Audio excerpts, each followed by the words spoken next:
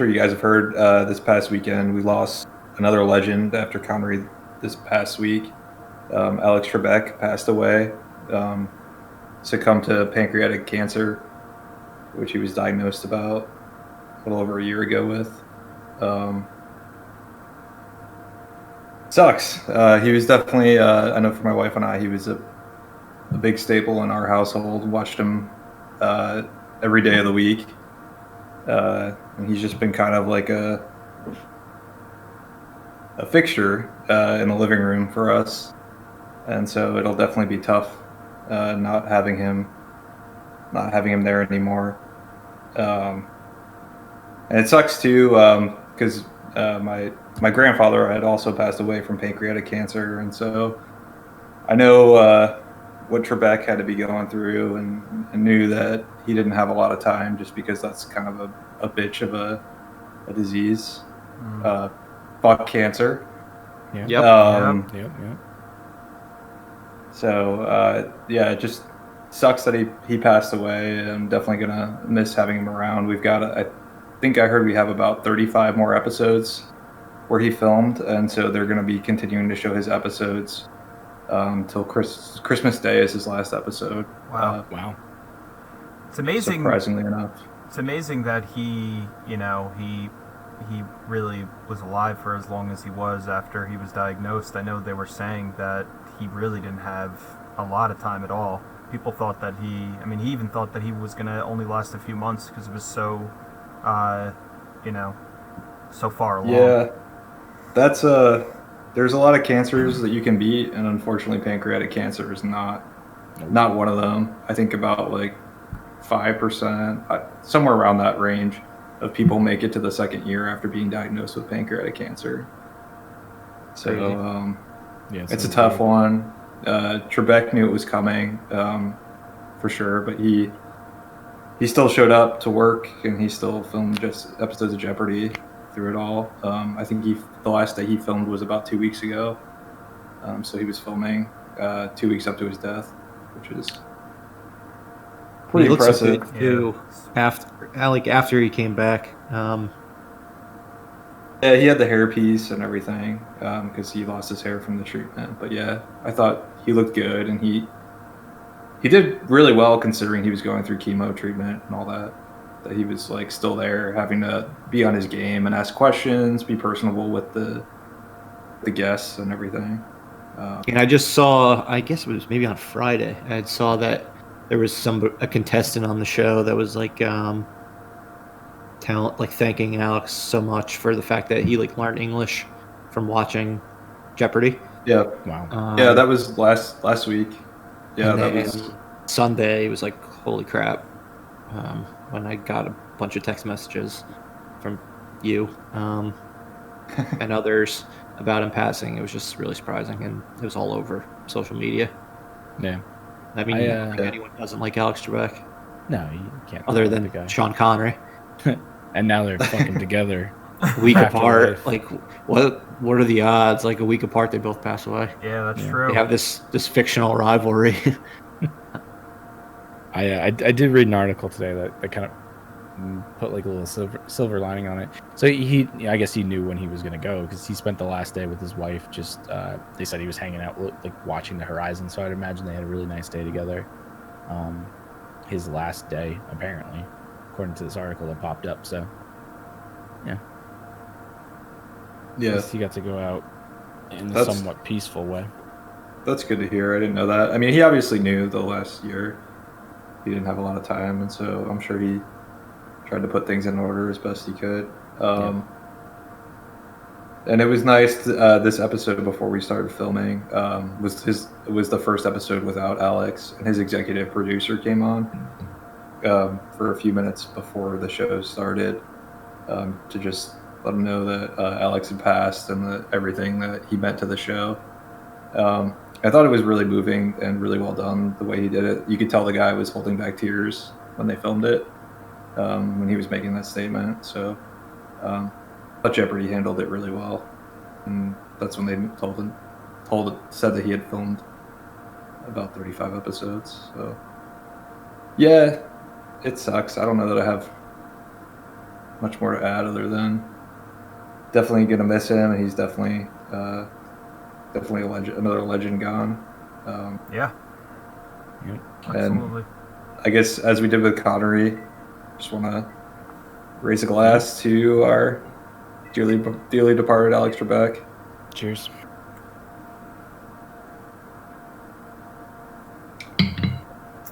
Rest in peace.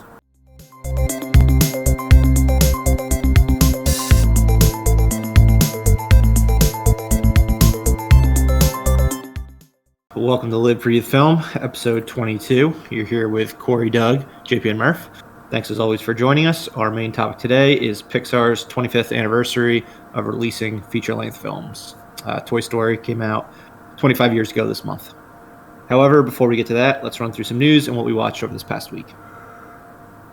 All right, guys. Hate to be a broken record, but more release dates have been shifted. Always in the negative for the most part. This week is all negative. We don't know exactly how bad, since the two of the three films that were pushed, we do not yet have a new release date for. We just know they're been bumped to 2021. Those two films are Free Guy with Ryan Reynolds and Death of the Nile, the Agatha Christie adaptation. But these were supposed to be like two of the three big movies in December. So at this point, the only thing we've got left is Wonder Woman 1984. Who wants to bet that one is pushed in the next week or so? Yeah, Absolutely. It has to be, yeah. I don't know what they're waiting for at this point. Yeah. JP seems skeptical. No, I just, I wouldn't want to bet on something I'm not going to make any money on because the odds are like ridiculously in favor of them moving it. Give me some good odds, I'll bet on it coming out this year. I guess maybe the only reason is because they probably have no idea where it could fit into at this point, and you don't want to move it to the summer because the movie's gonna. I mean, what are we gonna get? Like a third or fourth final trailer for Wonder Woman? Sometime next year. I mean, I fully expect it to come out next summer. Yeah, It's insane.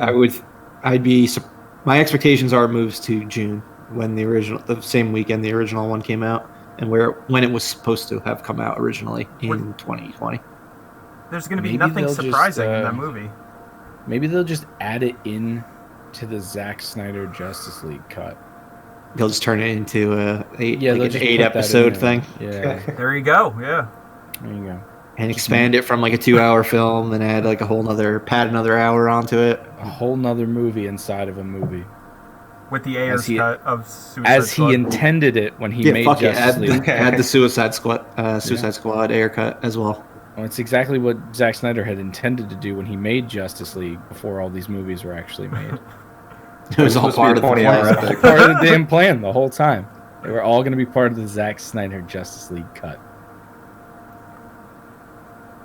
You heard it here.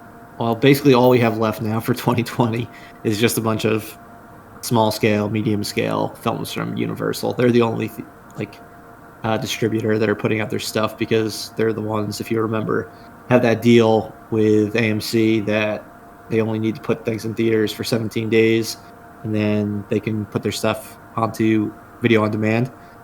So I believe that'll probably really start to go into effect like this coming week. The Freaky comes out on Friday. Believe that movie with Kevin Costner that just came out. Let Him Go or something. I believe Universal is involved with them too.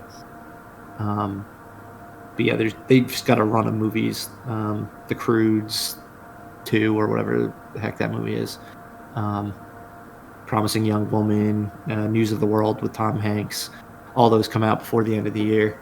But I think they're ones that they weren't expecting much from theatrically. So if they can keep them in theaters just so theaters have something to actually show.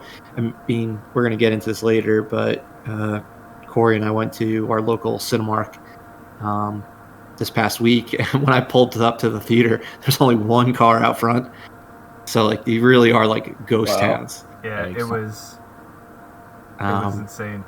So if Universal wants theaters to be in good shape next year, they're the ones that are stepping up just to put some stuff in there. So at least some people go. I'm glad someone's doing it. Yeah. Yeah, I mean, they were the ones who were originally pissed off AMC so much, and then now they're the ones that are helping out movie theaters. We're It's your kind of, savior now. yeah, it's kind of ironic how that ended up working out.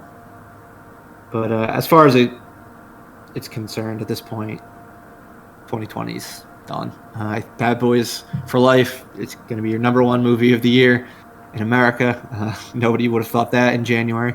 I'm pretty sure I predicted that in January.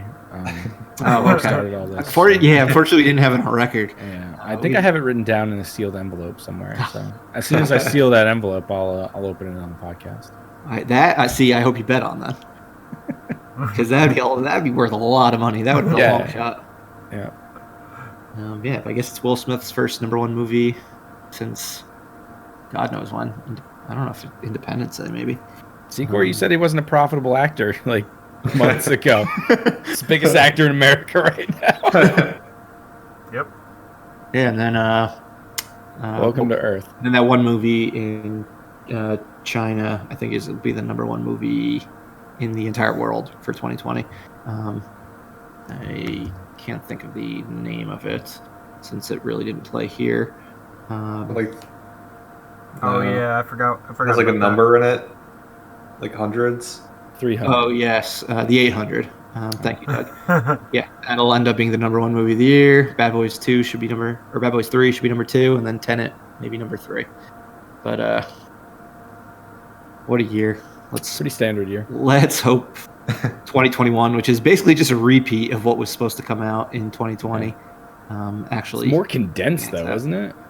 It's more condensed. Yeah. There can't possibly be a week that goes by that they're not doing crap much comes out. in Q1. Okay. With expectations that things won't be really back to normal until Q2. So Summer movie preview 2021 is going to be fucking off the chain. that's going to be a 5-episode rundown. It's going to need like a month it's going to need an episode per month. Yeah, we're going to have to ramp up on that like in March. Well, hopefully, let's just hope all these films that are supposed to come out then come out then. Yeah. But one other film that was delayed, I had referenced 3, not from 2020, but delayed from 2021 to 2022, is the next movie in the Fantastic Beasts series, the Harry Potter spinoff. Different reasons for the delay, because I believe it's already been delayed once for COVID. This delay was to fire Johnny Depp, since he did not win his libel case against the Sun over in the UK regarding being labeled a wife beater, I believe, with his whole domestic disputes with Amber Heard. So Warner Brothers requested that he would resign his role as Grindelwald, which he respectfully did. But I don't know. What does that mean for Fantastic Beasts series? What does it mean for Johnny Depp? I have my thoughts, but is it safe to assume? So, like a legal defense to libel is that it's true. It's in Britain, though. You're the lawyer. How much? Yeah, how much different is English law? It's not really that much different. Like everything else, we tended to take a lot from English, the country across the sea that we rebelled against. I was wondering if that was the defense and why the Sun won, because that would be a reason to say we don't want anything to do with Johnny Depp, as if it was true, and that's why he lost the libel case. I didn't look into it, so I can't say that for certain. But I mean, just losing a case on its face doesn't seem that bad. But if he lost the libel case for being a wife beater because they proved he was a wife beater. Not so great for... I don't know if that was the actual case. Just look at the reason that they drop people nowadays. It's for like tweets and shit, though. They're just like so quick to send them on their way. And I mean, who gives a shit about the Fantastic Beasts movies anyway at this point? And the fan, who gives a shit about Johnny Depp anyway at this point? A lot of the fans that, like the movies are boycotting it at this point because they liked, Johnny Depp so much. I've heard that all over the internet, so I don't know. But can we trust anybody that likes Fantastic? That was a fan of Fantastic Beasts. I Can we mean, trust anyone that boycotts on the internet? I mean, Might I have plenty of thoughts. I think this was just an excuse to get rid of Johnny Depp. Probably. Because they heard these complaints for the last two movies. Because I think the first one came out like right after the stuff started. Like this became news originally, and he had already like filmed the role and things like that. But like, they have a character where in the first movie, Colin Farrell played him. Yeah. So if they didn't already cast Jude Law as fucking Dumbledore, they could have just done the whole Dr. Parnassus and got Jude Law to come in for the third Fantastic Beasts. yeah. Yep. They are in a position where it's a character where you can just do a different actor now for all 5 movies. Mm-hmm. That's probably the way they should They're go. doing 5 movies. As of now, they're supposed to be doing 5. I don't know The how- third one, if the third one does not, originally it was supposed to be 3, then they expanded it to 5, but the second one did not do very well, because, like you said, not many people actually give a shit about this series. No. So, like, if the third one does not, if it drops a bunch, I would not be surprised if they're like, all right, we're stopping with 4. And I 'cause, thought the second one was ultimately, they're going to want to make J.K. Rowling happy and keep this series going just because they're going to want to do the adaptation of the Broadway play eventually, Sure. because that's where the real money is going to come from. Yep. You do a 2-part Cursed Child, get the original cast back, it's going to be huge.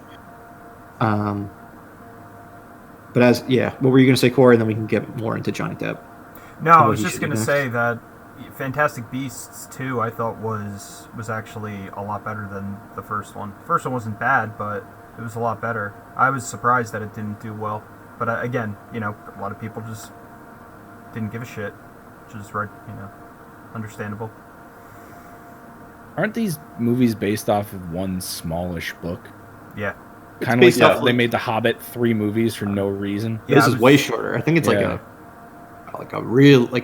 it's based on like a book in the Harry Potter, It's like a novella. It's a Which they like- fictional book within which they within the turned book, into a small book. Yeah, it was in so- real life. which is basically like an encyclopedia of the different creatures and not Hogwarts in Harry Potter world. I don't know. Someone help me out. Harry Potter. Just say world. the Wizarding The World. Wizarding World of Harry And Potter.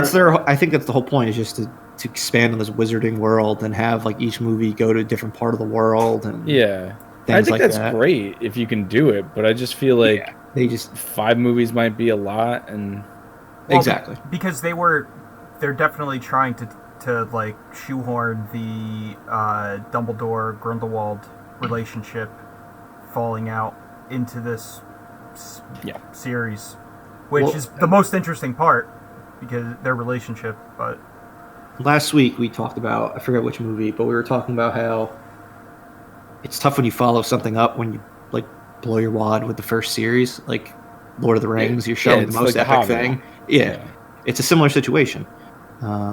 Only like this doesn't have an official like book series to it, so they're just sort of making shit up, and it's really not that interesting. Yeah, I mean that's fine though. I mean, because we always complain about Hollywood just adapting things, and I guess this is maybe adapting to a degree, but actually making a unique story or a new story. Yeah, and it's got J.K. Rowling like writing them, so it's But as official as it gets. But I don't know.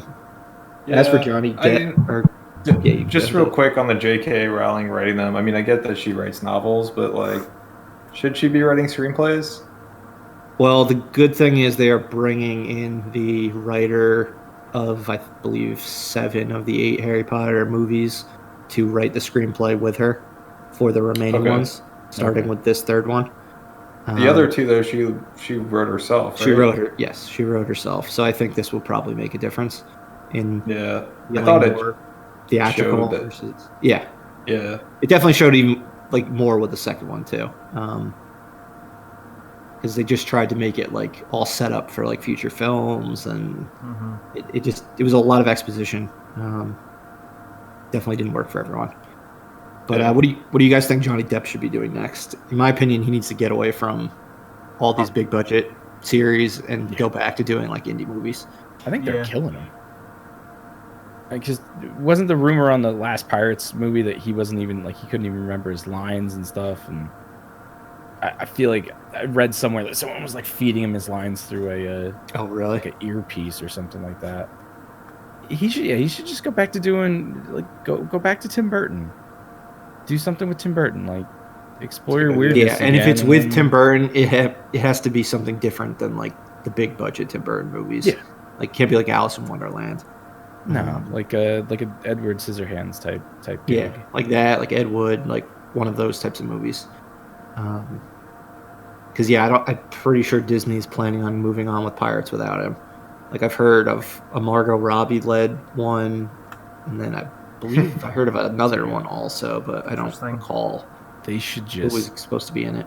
Let those die and adapt another ride to the movie. What did we talked about? Like Space Tomorrowland Mountain. And fairly a couple weeks ago we talked about them doing a Space Mountain movie. Space Mountain, yeah. I just bringing in someone to do the Pirates thing. Pirates is Johnny Depp. It's Captain Jack Sparrow. Yeah. It's Keira Knightley. It's Orlando Bloom.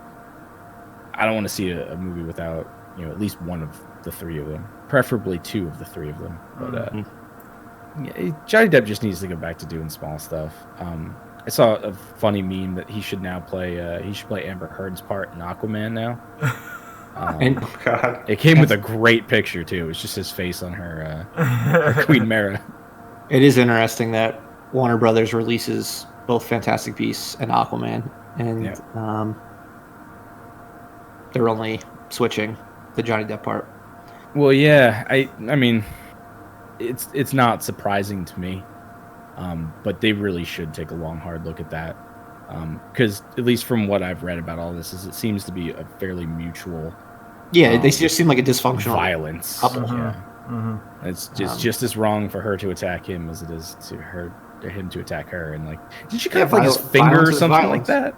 She pooped the bed. Yeah, she did poop the bed, right? Yeah, that alone. Anyone that poops the bed should be fired from a movie. She pulled a Frank Reynolds. Yeah, because it seems like they're going ahead with her. Because I think I read something about she's coming back for reshoots or something like that for the Snyder Cut. They did something with her recently in regards to Aquaman type things. So,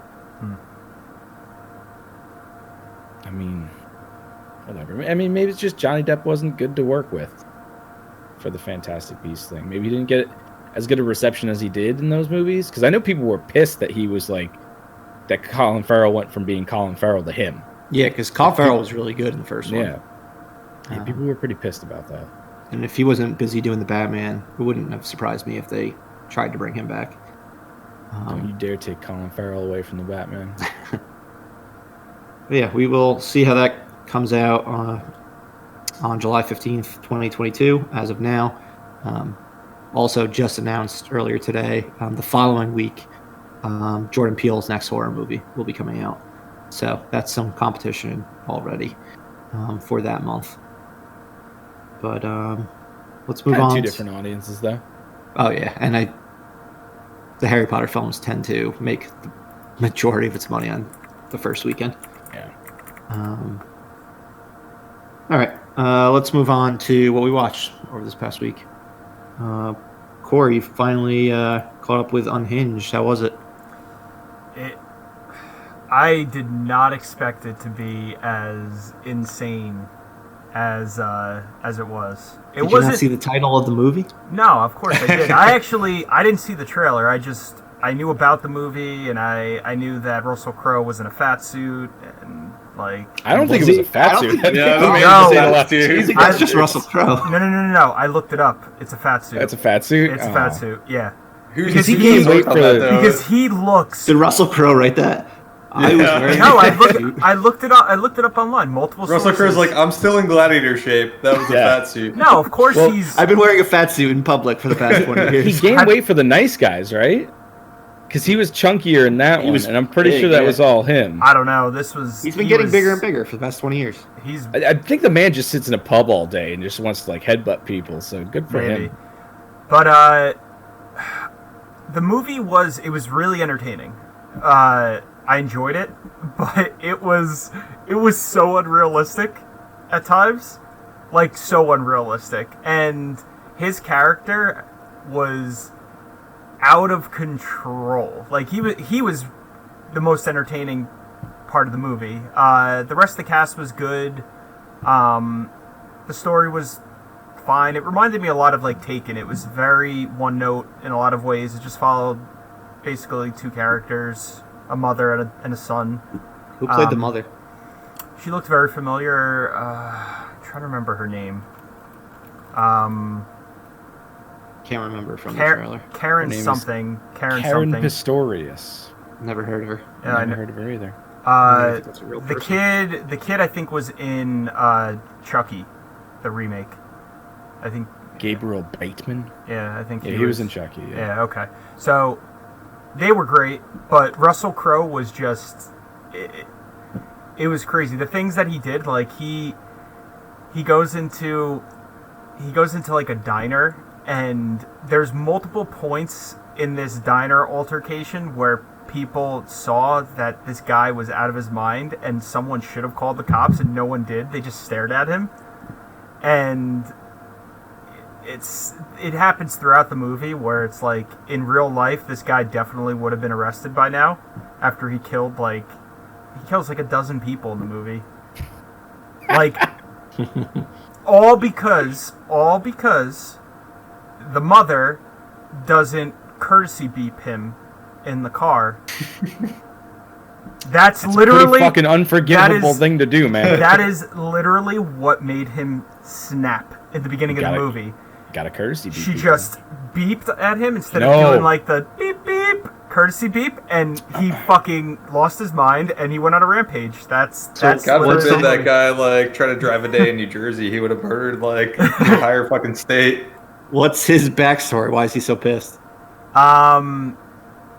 His wife, I'm pretty sure his wife leaves him. Either his wife leaves him or his wife dies of a terminal disease, and like those are two very different things. I'm pretty sure his wife leaves him. He loses his job. Probably has no money. I don't know, but like all like. Did you watch the movie? I did. The plot's not important. The plot is not important. The plot is not important. He has Russell Crowe's angry. He has a really, really bad day. He's wearing his fat suit. And then he gets an ex-wife. She leaves him, and I believe she has cheated on him. I'm reading the first line from confrontation with an unstable man at an intersection. A woman becomes the target of his rage. Did he lose his job or anything, or is that? Well, he definitely lost his job. Definitely. I mean, after this happens, he kills all those people. He probably lost his job. True. But like,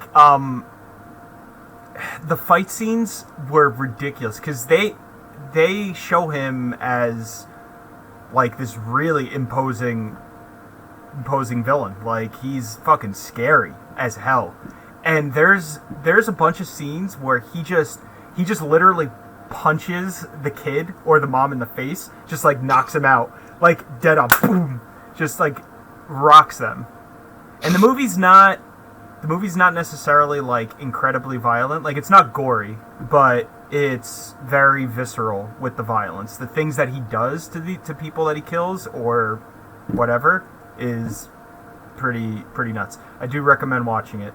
Doesn't he beat the shit out of Jimmy Simpson in the diner? After all that, yeah, I do recommend. Yeah, that was in the trailer. Yeah, I remember Jimmy Simpson getting beaten up. No, we were. Dude, I wanted to watch this since I saw the trailer for this. I'm gonna have to buy this. It's not scary. It's not that type of movie. It's very Russell much Crowe perpetrating violence. It's very much just like it's just a mindless thriller type of thing. I definitely recommend it. It was way better than I thought it was going to be. I had fun with it, but it was really disturbing.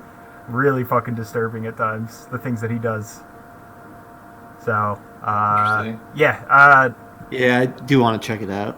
It sounds Do you remember exciting. how much it cost on iTunes, Corey? I think it was $20 because I was at. Oh, you bought it? No, so Kate and I were at like a friend's house, and we decided. I think he bought it, and then we watched it there. So I don't know if he bought it or rented it, but it was kind of like, oh, let's watch this. Dupe someone into buying it. That but I'm sounds not good. sure. All right. It's currently $14.99 on Vudu. Yeah. That's a steal, considering like how much was Bill and Ted? Like $25, $20. Yeah, but that was like 2 weeks ago or 2 months ago, like the day it came out. Oh, I'm That's sorry. true. Now it's saying it's $19.99, so Vudu lied to me. All right, maybe we'll have to have an Unhinged watch later this month. I would Rings. definitely I'd watch it again if you guys wanted to watch it. It's definitely a good. You still need to pick up on a lot of the story, like the background of the character. Yeah, it definitely needed a second watch. I was drinking. I just ate. I had a lot of. When is that affect? I was. Would you have to take a shit? Or I know No! I forget most things about movies when I'm full.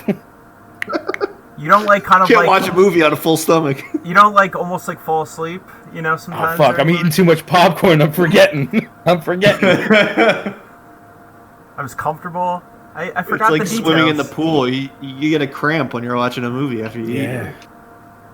Not this movie. That's why you gotta watch Tenet with an empty stomach. Hell yeah. Pick up on more of the details. Oh man! All right, Doug, tell us about the Queen's Gambit. I've been hearing a lot of good things about it. Yeah, so we just kind of stumbled upon it on Netflix, as we do. It's a good show. It really surprised me. So it's about like a chess prodigy, basically, who's kind of got got some character flaws and kind of is like a bit like rock and roll at times, but a lot of chess. Surprisingly, they make chess like pretty interesting to follow, and you watch this like rise of this chess prodigy, and like her life. She's got a relationship with her foster mother in it that's super intriguing. She's got relationships with all these other side characters, including Dudley from Harry Potter. It's anchored by Anya Taylor-Joy, who I know she was in The Witch, but I don't really remember her all that much in The Witch, and I haven't seen New Mutants. Wasn't she the witch? I mean, Or No. Or just she was just the main She girl. was like she's the main. the main girl that I was trying to understand and couldn't understand because I couldn't understand anybody in The Witch. Yeah, you talked about that. The eldest daughter. And I haven't seen New Mutants yet, but She was is in Split and Glass. also not memorable to me in either of those. But she's the star of this movie or this limited series on Netflix, and she kills it. She's a good fucking actress. Like, Yeah, she does it. is. She's like the tentpole of this entire show, and she knocks it out of the park. I mean, I think it's probably one of the better shows I've seen this year. It's really good. It's a limited series, unfortunately, so I'm guessing we won't get a season 2. Is it a true story? It's not a true story, actually. Just recently heard that because it feels like it could be a true story. But really well done, really interesting. It's a kind of a short watch. I think it's only 8 episodes, 40-something minutes an episode. So short as far as Netflix series goes. Highly recommend it. Definitely think you guys all need to check it out. It's good. I wouldn't be It's, surprised if they do a second season, just because it seems like the hype is pretty high for Netflix. I still haven't really heard anything about it from anybody else. But I'm not as like hooked into Twitter and social media. Yeah, we just kind of like heard the most about it. Okay, cool. Yeah, we just like it popped up on the banner on Netflix, and my wife was like, well, "Let's watch this." And I was Plus, like, it's chess show. I didn't even know it had to do with chess. That like kind of surprised me when we started watching it. Jack's like, where's the Queen's fucking Gambit. queen? Well, Queen's Gambit, I think, was the ship for Green Arrow. that his like parents go down in. So I don't know. That's what came to mind. So when you we thought it started was a watching Green Arrow? You thought it was a Green Arrow, Green Arrow television show? I didn't Like an know orange. Arrowverse. You're like, what's the deal with all this chess? This is what happens to his parents after they get wrecked, and it's just like 6 episodes of them being dead. They don't do anything. It's just like Going yeah. Yeah. Green Arrow's I mean, the parents show, are dead. but the show deserves the hype. Queen's Gambit apparently is a chess move. Yeah, In case you were wondering. But yeah, And it's probably good. also a metaphor for her life as well. Oh. Possible. Definitely. Yes. Yeah, well, it came out at the perfect timing because they just cast her as Furiosa a few weeks ago, and this is the type of role that seems to be getting her a bunch of attention outside of the horror movie crowd. And I think you guys mentioned at the time you watched New Mutants that she did a good job, right? Yeah, she was getting Yeah, it. she was very good, I thought. Yeah. So yeah, I was impressed. I think a lot of people will be impressed that watch it. So She has a very interesting like presence to her. She looks like what's her face from Game of Thrones? oh, I know exactly who you're Natalie talking Dormer. about. Tyrell. She Yeah, looks Yeah, like Marjorie um, Tyrell. Really? You Marjorie think so? Tyrell. She has the eyes, kind of. Yeah, it's like the yeah, face comes to like a point, like she does. Yeah, very like memorable looking person for sure. Yeah. Yes. But yeah, and also a great actress. So check it out. Let me report back when you guys finally watch it. Let me know what you guys think. But All right, I'll It's add it good. to the list. it deserves the hype. Ever-growing list. Yeah, the impossible to complete list. This is an easy one though. It's you've got one season. And that's what keeps happening. People kept telling me, add these easy ones to your list. And then I never get to the ones that have been on the list for years. It's only 6 episodes. Oh, it's only 8 episodes. Oh, it's only 10. And then you have like a whole list of those. Yeah, exactly. I mean, this one didn't even last a week for us in our house. So. All right. I'll try to catch it before the end of the year, then. Yeah. Cool. JP, you caught up with an older film on Netflix. I think this one was sparked by watching The Founder. I just got into this like weird. Same director. Is it? Mhm. I think that's probably why I started watching it. Yeah, I watched Saving Mr. Banks, which is not my typical type of movie because it was not all that funny. There's a lot of feeling in it, so that was weird. How did it feel to feel? It was great. It felt great to feel. I had to watch it in 2 separate sittings because The feels were overwhelming. I don't like to feel too much. No, it was just one of those things I started before I went about my day. It was really, really good. Tom Hanks plays Walt Disney, and he is trying to get the rights for Mary Poppins. Mary Poppins. From P.L. Travers, who is played by Emma Thompson, who does a fantastic job of being just like the biggest British asshole in the world. That, spoiler alert, her heart melts and she becomes at least less of an asshole, and she starts to feel a little bit too. Had no idea Colin Farrell was in this movie. Yeah, for like a lot of it. He plays her like in a lot of flashbacks. He's fantastic in it. It really felt like an old Disney movie. It just had that feel. Like all the people that worked for Disney were these larger than life happy characters, and they're always like. Wasn't BJ Novak in it? Yeah, BJ Novak and Jason Schwartzman's in it. Oh yeah. And they played brothers. They played I think they're the composers of the movie. Mm-hmm. It's just really interesting. It's just Disney trying to sell the woman who wrote Mary Poppins on making this movie, and she's like wholeheartedly against it, and for a lot of different reasons that you figure out. And it's a nice little emotional journey. Just really fun movie to watch. I definitely recommend it. Yeah, it was good. It was a good flick. I saw it back in theaters. I haven't seen it since then. Yeah, it was one of those ones I wanted to see in theaters and then just forgot about it. And yeah, I mean, they sold me on Tom Hanks playing Walt Disney. Tom Hanks as Walt Disney is incredibly believable.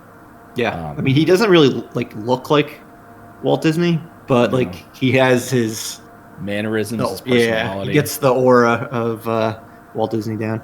Yeah, Did he acquire Mary Poppins and they make the movie like right before he died? Because they sort of allude to him having that cough and being like on the end of It must have been right around the same time. Yeah. I think the movie definitely came out before he died. No, because he's at the premiere, but I wonder if he passed shortly after. I think that. he was alive for another like 10 years. Yeah. Well, I mean, he's probably still alive today, right? Because he's frozen somewhere. That's true. But oh no, he died in '66, and Mary Poppins came out in '64, so only 2 years. okay, yeah. So they oddly alluded to the fact that he was dying. I think. I don't know. He just had this hacking cough.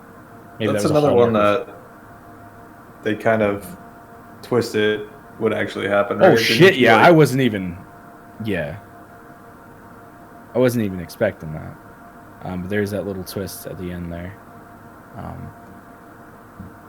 Yeah, it's a great movie. I definitely recommend watching it. It's on Netflix, so if you got Netflix, it's free to watch. Yeah, over the past 2 weeks, I watched another movie from the director of Saving Mr. Banks and the founder, The Rookie. You remember that one with Dennis Quaid? He's like, I fucking love that movie. yeah, it's a good he movie. directed that one too. Oh no! I was thinking of this other shitty movie. No, The Rookie is good, but I was thinking of the Scout or whatever the one with Brendan Fraser is. Oh yeah, Yeah, that was The Scout. that was Fucking all. Yeah, terrible the Scout. movie. That movie's good. Is what's his face from Finding Nemo in that too? The fish? I don't Yeah. think there are fish in it. Yeah, well, not the fish. Yeah, no, I know what you're talking about. Yeah, Albert Yeah, Brooks. I think the voice is the main guy Yeah. in the Scout. Yeah, I mean this guy seems to like making Makes a bunch of feel good movies for the most part. feel good movies. I guess the next The one. to Blind watch- Side, he did. Oh yeah, he did The Highwayman, which I think was a Netflix movie. Yes, it was. I have not With, seen that one. Yeah, it doesn't look too great, but it might be worth a little view. Yeah, but he's definitely a competent director. So Yeah, for sure. I would say, Saving Mr. Banks and The Founder, they're both on Netflix. They're both easily worth a watch. oh, he did The Alamo. Remember that movie? No. It was with again Dennis Quaid, Billy Bob Thornton. What? I remember that movie. We were in But I high also school remember the at Alamo. time. I kind of Always got to that. remember the album. I mean, yes, that goes without saying. Yeah, I was cleaning out my room today, and I found a Davy Crockett knife that I got at the Alamo. So Nice. Very cool. it's fitting that we talk about the Alamo today. It's dull as a butter knife. But you remember it at least. Oh, I always remember it, Doug. Every day before I go to bed. All right, and then my pick for the past week is HBO's Succession. So I watched it on HBO Max. Basically had to watch it since it's been recommended by some friends, and it also won Best Drama at the Emmys this year. So I was like, all right, I should probably give this show a shot. Basically, the show is about a Fox News type company that Brian Cox is the founder of. Follows him and his family, and it's basically a power grab of the children and whatnot, trying to take over the company after he retires. What I wasn't expecting was it to be as funny as it is. I'd say it's probably a 50-50 split between comedy and drama, which was a nice surprise. I believe Adam McKay, he directed the first episode, so he kind of got it going with HBO to get it greenlit. He produces it. But I'm halfway it's 2 seasons. I'm halfway through the second now, so I should be done with it this week. Definitely recommend it to anyone who's been in any sort of the business world, which I could safely say we all have. I don't live in no business world. Well, you work in a business and you live in the world, so we'll just say you do. Show seemed intense as fuck. Like, I stay away from it because it just looks like They're all a bunch of slimy scumbags. Like Yeah. everyone on the show, like Kieran Culkin is like the worst. He's such a scumbag, but very funny. Alan Ruck from Ferris Bueller's Day Off, Cameron. He's just like the dumbass oldest son who like has like out of nowhere one episode he goes, I'm going to run for president of the United States. He doesn't even have, like, never has had a job or anything like that. It's just so ridiculous. But the whole cast is pretty phenomenal, and there was only a few that I was familiar with prior, but some shout outs would go to Jeremy Strong, who I only just saw in the Trial of the Chicago 7. He plays basically the smartest of the sons, but also one trying to kind of push his dad out. And then Sarah Snook, I think I saw her once before in Steve Jobs, but she is fantastic. So I'm interested to see her in some upcoming films. Oh yeah, she was in a little bit of An American Pickle. That one was Seth Rogen, but not a role to write at home about. It sounds like a similar family dynamic to Bloodline. Yeah, just but that way show, funnier. Like, stressed me the fuck out. Yeah, I mean, it kind of does have some similarities to that.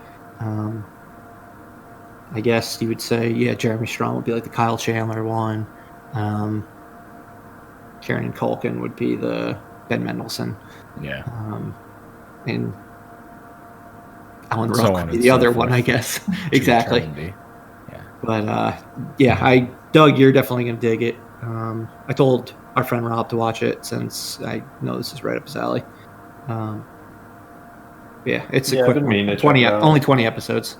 Again, this was one of the ones that bounced to the top of my list because I'm like, oh, only 20 episodes. I can do this quickly.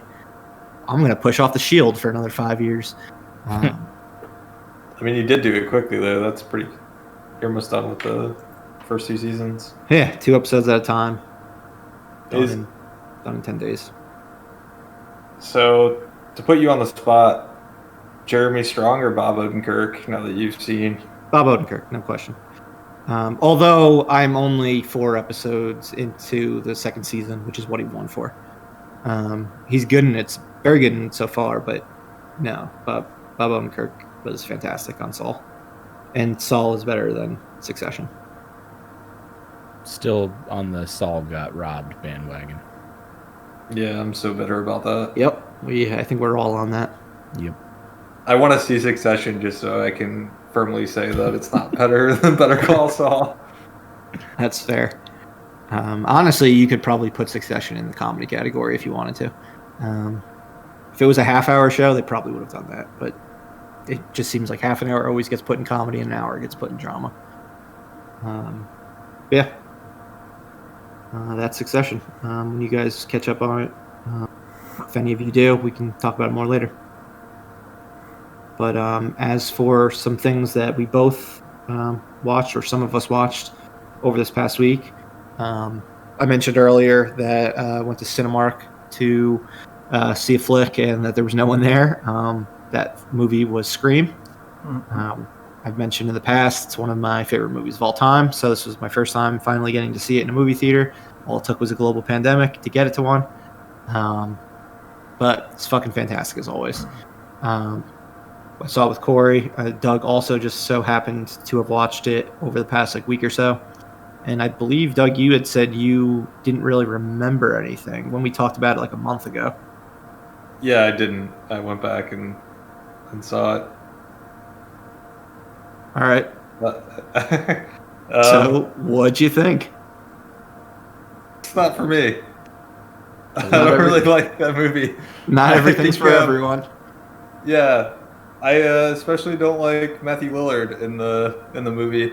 I think he's too over the top, creepy. He's incredibly over the top. It's not every time he talks. It's not believable how creepy he is. That someone would exist that would be this creepy. I don't know, man. Do you remember high school? There's there were definitely people like Matthew Lillard in high school. I don't remember anyone that was as creepy and over the top as Matthew Lillard was. Leave her alone.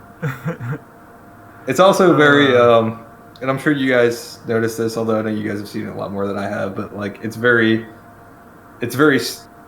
clear that this movie was a 90s early 2000s movie. I don't know when this movie came Oh out. yeah, Early 2000s. 96. 96. Okay, it's very clearly from that time.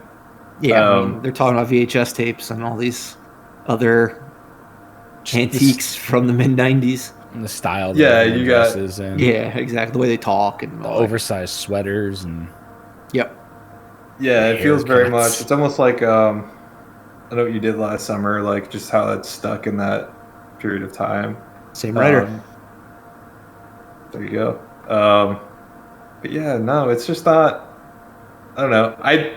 One of the things I do love about Scream is that guy. Well, yeah, the Scream character gets the shit beat out of him all the time.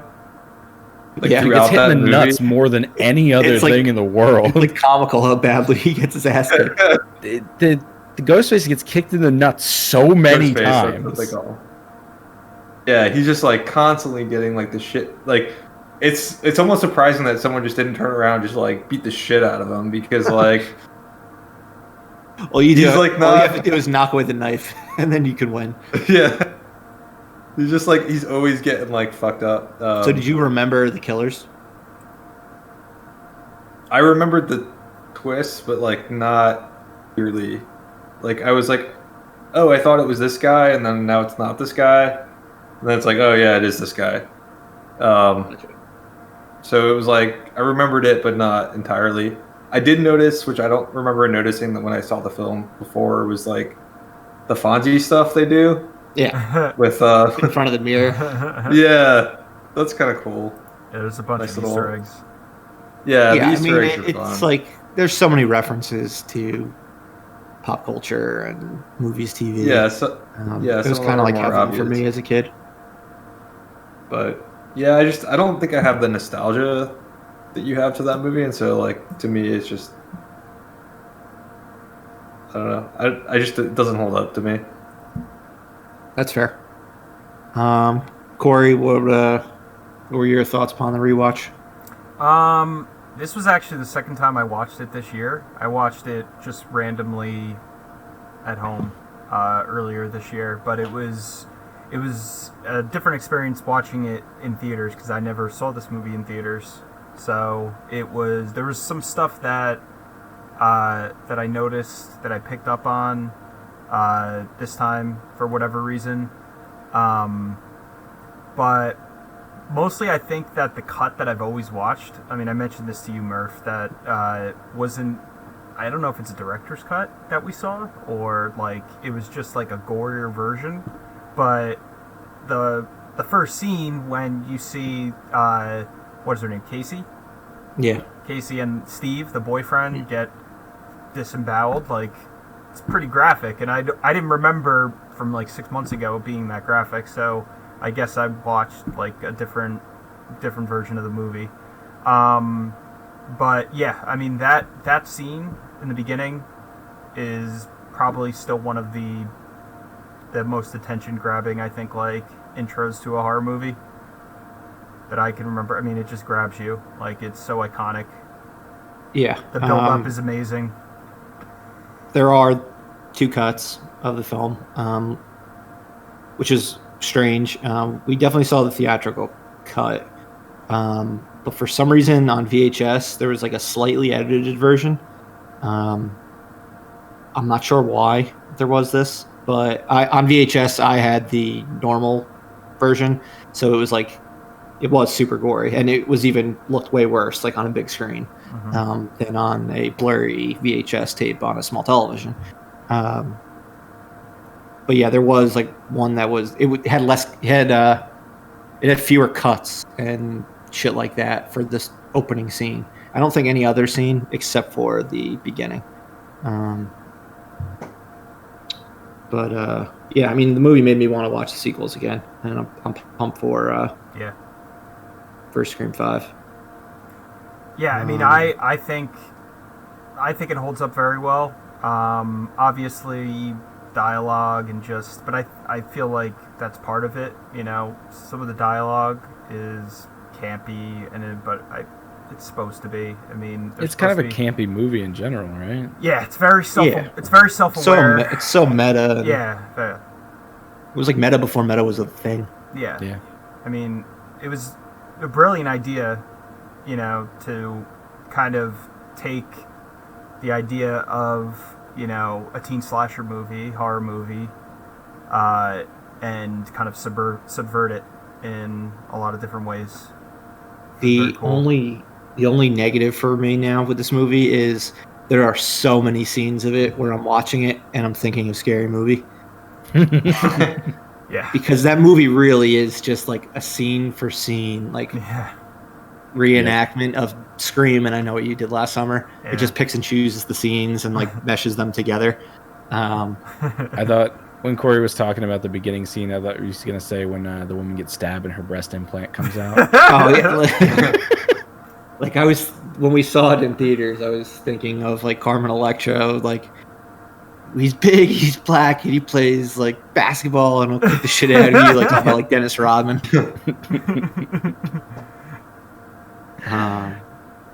But yeah, still the sex scene in Scary Movie when he sticks her to the ceiling.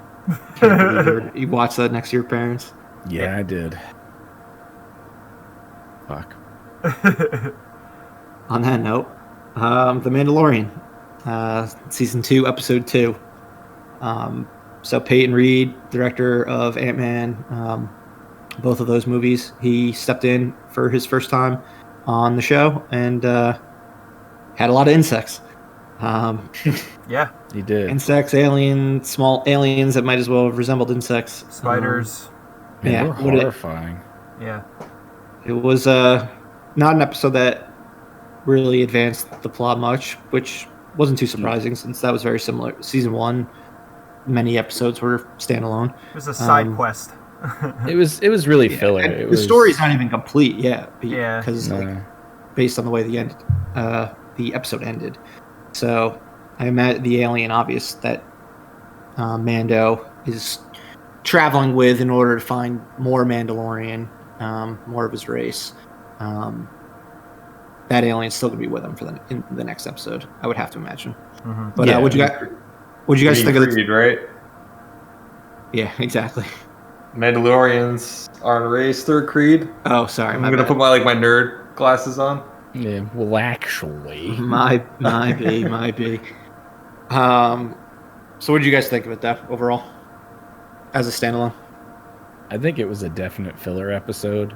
I kind of knew that they were going to give us that boba at the end of the first episode and then take it away. Mm-hmm. And I was prepared for it. Yeah, I wasn't expecting the next episode to continue with that. I was prepared for it, but I still wasn't prepared for it. So it felt like a little vacuum for about 15 minutes where I had to just compose myself. I thought there were definitely cool parts about this episode. The whole interaction with the rebellion, or I guess the new, what the fuck do they call themselves now? Not the new empire, but No, First Order? no, the X-wing guys. The Resistance? Yeah, I guess they're not even really. Aren't they still the rebellion? New Republic? Sorry, the New Oh, yes. Republic. Yeah, they're Yeah, not. the They're not the Republic. Resistance yet, right? It was, yeah, no, they're the New Republic, and because they get blown up 'Cause- in Force Awakens, and then now they're the Resistance again. Yeah. Yeah. It was cool to see that little dynamic of like the 10 years that they get to rule and kind of how they do it.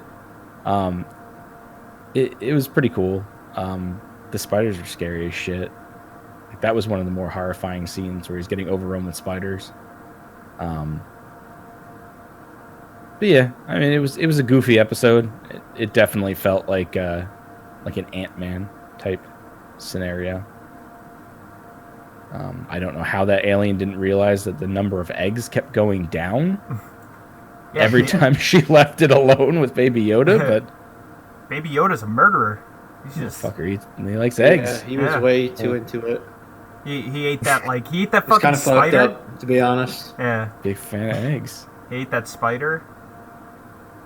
Oh yeah, he did eat the one spider. I was just Yeah, like, which oh caused my the god. entire like chaos. Yeah. One thing I did like about this episode was there was a lot of wide shots of Baby Yoda, like running or Yeah, scampering, they've gotten way better with that. and Yeah. it just reminded me so much of like Jim Henson's Muppets, and it just made me happy. It just made me happy, and like the old Star Wars, like the original Star Wars movies, the original trilogy, with a lot of the practical effects. They definitely got a lot better. He looked fantastic, especially in those shots. People love their Baby Yoda. They're just, they got to sell that merchandise. Christmas time. Yeah. Oh, yeah. Make up for last year. Yeah, I bet Doug Disney needs to hated make this some episode. money this year. I'm guessing Doug hated this episode. Doug, do you No, I hate really this like this episode. Really? Yeah. I'm just like Mandalorian has just been fun for me. I enjoy it. I enjoy the Easter eggs, the Star Wars Easter eggs, like you said, the new I already forgot it. New Republic. The New Republic. Like that was cool, like seeing the X-Wing show up, and of course like Yeah.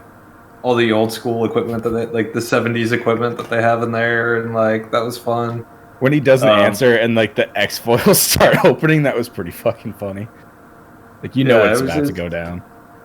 It's cool because you're like, oh yeah, like it connects to like the original movies, but it's not the original movies. But like you said, you get to kind of feel like, all right, they won, like they're in power now, and we get to kind of see how that plays out a little bit. Yeah. And then like the bug stuff was fun. I mean, I didn't necessarily care for Baby Yoda murdering a bunch of eggs or a bunch of unborn children of that whatever the lizard character. What was she like? She's a frog, wasn't she? Frog character. I think if you put on the subtitles, she's listed as Frog Lady. Frog lady. Frog lady. She was kind of like a goofy alien to have in the mix, but It was cool when they had That's her fine. translate with the droid. yeah, that was neat. Did you guys catch the previously on when they showed that one scene where he gets shot? No. Yeah. Because I watched that and the whole episode I'm running like, why the fuck did they call back to that? It was just for that one instance where I'd be like, who gives a shit why that thing is there? They were like, see, that's why the droid was in the ship. What It's episode, like, it's so what unnecessary. episode was that droid in? That was the Prison Break one Oh, okay. with Bill Burr. And they talk about the Prison Break episode a bunch in the episode. Not a bunch, but that's the reason why he gets let go. Oh, okay. All right. Yeah. Yeah, it makes sense. That was Mos Eisley, or the Cantina, right? That they were in. Yes. Okay. I thought. So you got your cantina fix that you wanted last week. Yeah. Yeah. That was cool. My favorite part of the episode was the sight gag in the beginning with the rocket pack. Yeah. Yeah. That was really funny. good. That was really good. Like I knew something was going to happen with it when he just like, yeah, just take it. Like, Yeah, just go, man. but that was that was amazing. I didn't know that was coming because I like turned to my wife and I was like, why is he just giving away his jetpack? And she's like, oh, he's got that other, He's got Boba Fett's jetpack, yeah. jetpack that he can use and he'll just like downgrade. And then it was like, nope, very good. Yeah. I thought I thought that was a we've run out of special effects. He had his budget. Rocketeer button. Yeah, he did have his Rocketeer button. It's like we've run out of special effects budget. There's the jetpack. No more flying. We can't afford it. But nah, then he sends him packing and gets his jetpack back. So, do you think Boba Fett's gonna follow him for that armor? Yeah. Do you think we get to see the Slave One? Ooh. Because I That would would be fucking cool. kill for that. Like, imagine that. Probably. Like, just it landing. Ooh. mean, I think that's gonna be like how they're gonna tie up the season. It like at least start that arc.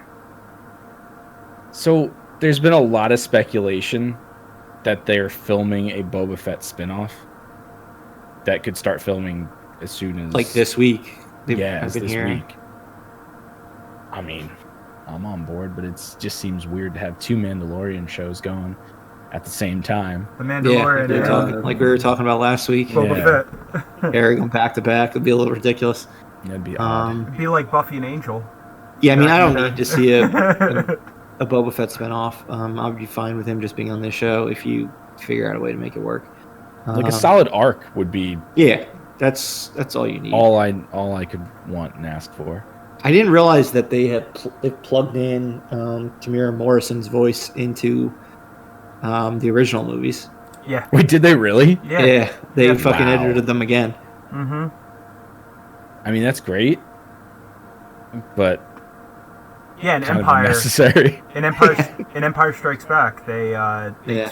took out the original voice actor and they put in Tamir Morrison. So when he's like, no disintegrations, he goes, Dad, Tonwee's here. I don't remember what iteration it might have been for that Blu-ray set that came out maybe 5 years they ago. plug in the child version. But is it just the one that they quote on the prequel memes is just he goes, yeah. There's just one scene where he just stares at the camera and goes, yeah.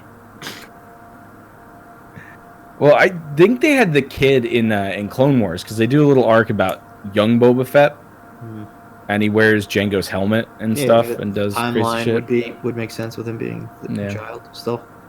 It's pretty cool, but I'm guessing that with this episode they set up for something probably pretty large in the next episode. Otherwise, why stop it there? Because it seems kind of inconsequential. So I'd imagine the next episode is going to be something pretty story heavy. Maybe we get Gotta get Carl Weathers and his stew into back Mando. Into the show. I've got a stew for you, Mando. They all hate you because you contributed to my stew. I mean, maybe they bring Carl Weathers back. Maybe it's that Sasha Banks character that they teased. Oh yeah, because they didn't tease a whole lot in the trailer. No, so I'd imagine she comes in pretty early. So weird, Sasha Banks is on it.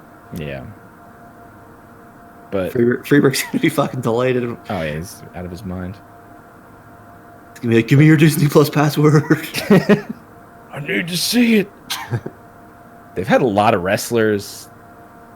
I guess it's only been 2 so far. Not wrestlers, but I mean, what's her face is a wrestler too, for the most part. Yeah, fighters, Jim Carano. Entertainment, sports entertainment. When does Ronda Rousey dust off her superior acting career and for the hop love into of God, the show? do not put her on that show. Yeah, she's a terrible actress, unfortunately. It's not unfortunate. She just shouldn't be an actress. Yeah. Yeah. Looking forward to Friday. Yeah. Anything else about Mando? Episode 2? No. All right. It was solid. We will touch base on episode 3 next week. Let's move on to our feature presentation. As I mentioned earlier, it is the 25th anniversary of Pixar putting out feature-length films. So Toy Story 1 came out in November of 1995. Crazy to think it's already been 25 years. So we're going to talk a little bit about its run since then, our favorite films, their missteps over the years, how they're doing in comparison to other animation studios, and things like that. But I should mention that while we are talking about 25 years, they were founded back in 79 and then did change their name to Pixar officially in 86. But 1995 is the first year they put out a full-length animated film with Disney, and for their first time ever. So since then, I guess we've got about 22 films, if my numbers are correct. Yep, 22 with Onward, and 23 Soul comes out next month. But let's get into our favorite films of that Pixar's put out so far. I think we can all agree we should start with Toy Story, since that was the one that came out 25 years ago, and is kind of like their crown jewel. They're 4 for 4 at this point. And I wouldn't be surprised if you talk to each of us about our order of the 4 Toy Story movies, and they're all completely different, because the quality of these films are so high that it's tough to even agree on which ones are actually the best to worst, because they're so good. Doug, I remember when you weren't a huge Toy Story trilogy fan, but you call it Toy Story 4, I believe, the beginning of this year, and correct me if I'm wrong, but I'm pretty sure you said that it was your favorite one of the series. Yeah, I mean, I'd have to go back and rewatch them, but I did like 4 a lot more than it resonated with me more than a lot of the other movies. Yeah, I mean, they all have different themes throughout, and I think some themes just probably resonate with different people. But I did like 4 where the story happened to go with Woody and like Woody kind of dealing with his place in life, and like I don't know, that kind of resonated with me more than like the growing up story of being a child. Yeah, which I think probably resonates more with you and maybe some of the other people. But yeah, I mean, they're all. I mean, even like, I don't think anyone can say that any of them are not top tier movies. I mean, they're all great. They all deserve all the accolades and recognition they get. I mean, they deserve to be Pixar's crown jewel because they're all so well done. Oh yeah. Yeah. JP, correct me if I'm wrong, but I've still never seen 4. No, I was going to say, is 3 your favorite of the series? Honestly, I think the more and more I think about it, I feel like the original one I resonate with the best. Yeah. I think 3 is probably my second favorite, and then 2. I wasn't like the biggest 2 fan in the world, but it's still a good movie. But yeah, I think the original one still kind of like trumps 3, but 3 was a fucking emotional roller coaster. It really was. Yeah, it was. They like punch you in the face basically, and like cry, motherfucker. My poor toys that I threw out. I mean, I do that regardless. I put a face on everything. Like if I throw something out, I get sad that I threw it out. You just threw out a piece of paper. Yeah. But I had such a connection with it. Well, that piece of paper could have been like the greatest paper airplane ever, and I'm watching it go off to the incinerator, and I'm sobbing like a baby. I still remember watching that damn movie, Toy Story 3 in Atlantic City. Atlantic City, like, yeah, with our 40s in, and our 40s. Yeah, and just being like, man, are they really gonna kill the toys in front of us right now? I feel like we were double fisting. We walked in there with 2 40s each. I think we were. Because I remember that was a day. I remember being quite drunk towards the end of that movie. It was World Cup, and it was Atlantic City, and yeah, it was a real IMAX. It was a real IMAX. These movies look good in IMAX. Corey, what about you? Which one do you? The first one prefer? the first one's definitely my favorite. I want to say, again, I haven't seen the sequels that recently, but right now I think I would probably say 1, 4, 3, and then 2, because I remember enjoying 3 quite a bit, even though it's like heart-wrenching, or emotional roller coaster. 4 I loved, even though the environment that we saw it in was not ideal. There's just a lot of people talking and stuff, but Oh yeah, Would y'all see that at Lowe's? yeah, on like a fucking $5 Tuesday it type was kids, That'll ruin any movie. kids screaming, running around. It was a disaster, but I still really enjoyed the movie. But the original's just a classic. What is crazy about those movies, though, you go back and watch, especially the first one, and you're like, holy shit, they've done so much with technology. Yeah. I mean, it makes sense because that one is so old, but in your mind, you see, like if you see the fourth one or the third one, you don't think that the technology has improved that much in your mind. Like, oh, the first one looks exactly the same as this. No, it does not. Wow. You know, it... Yeah, if you watch 1 and 4 back to back, it's like... It's polarizing. It's insane how different they look. But, the polygons. Yeah, I mean, they wouldn't even show like human beings really in like the early Pixar films because they like couldn't get them right. Yeah. That's why they would always focus on like bugs or toys or frightening one. Yeah, or like they'll have like kids, but they wouldn't show like adults really. Yeah, and then for myself, I'd actually probably go with 2 as my favorite. Yeah, you're a big 2 fan. I just think that's the most like entertaining one, like start to finish. Probably 2, 3, 1, 4. But all 4 of them are great. And like Doug said, they all have their own themes that you connect to and shit like that. But yeah, even if they're not like the highest grossing series Pixar's done, they're definitely the series that you think of when you think of Pixar. Yeah, it's quality over quantity there. I mean, not in terms of number of movies, but in terms of the gross revenue. Mm-hmm. They're definitely the most well-rounded, best quality movies that they make. Yeah. Yeah, I mean, you add those 4 movies up, it's definitely their highest grossing one.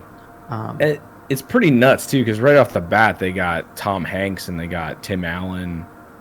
And that's what it comes down to. Like, and those performances are fantastic in 4 straight movies. Jim Varney in those. And If they didn't get them right, like, then the movie wouldn't have been very good. Yeah. Have you guys ever seen the footage that they did before they showed it to the Disney execs? And Jeffrey Katzenberg was basically like, or Jeffrey Katzenberg was like, "What the fuck?" It is so like Woody is like a straight up villain.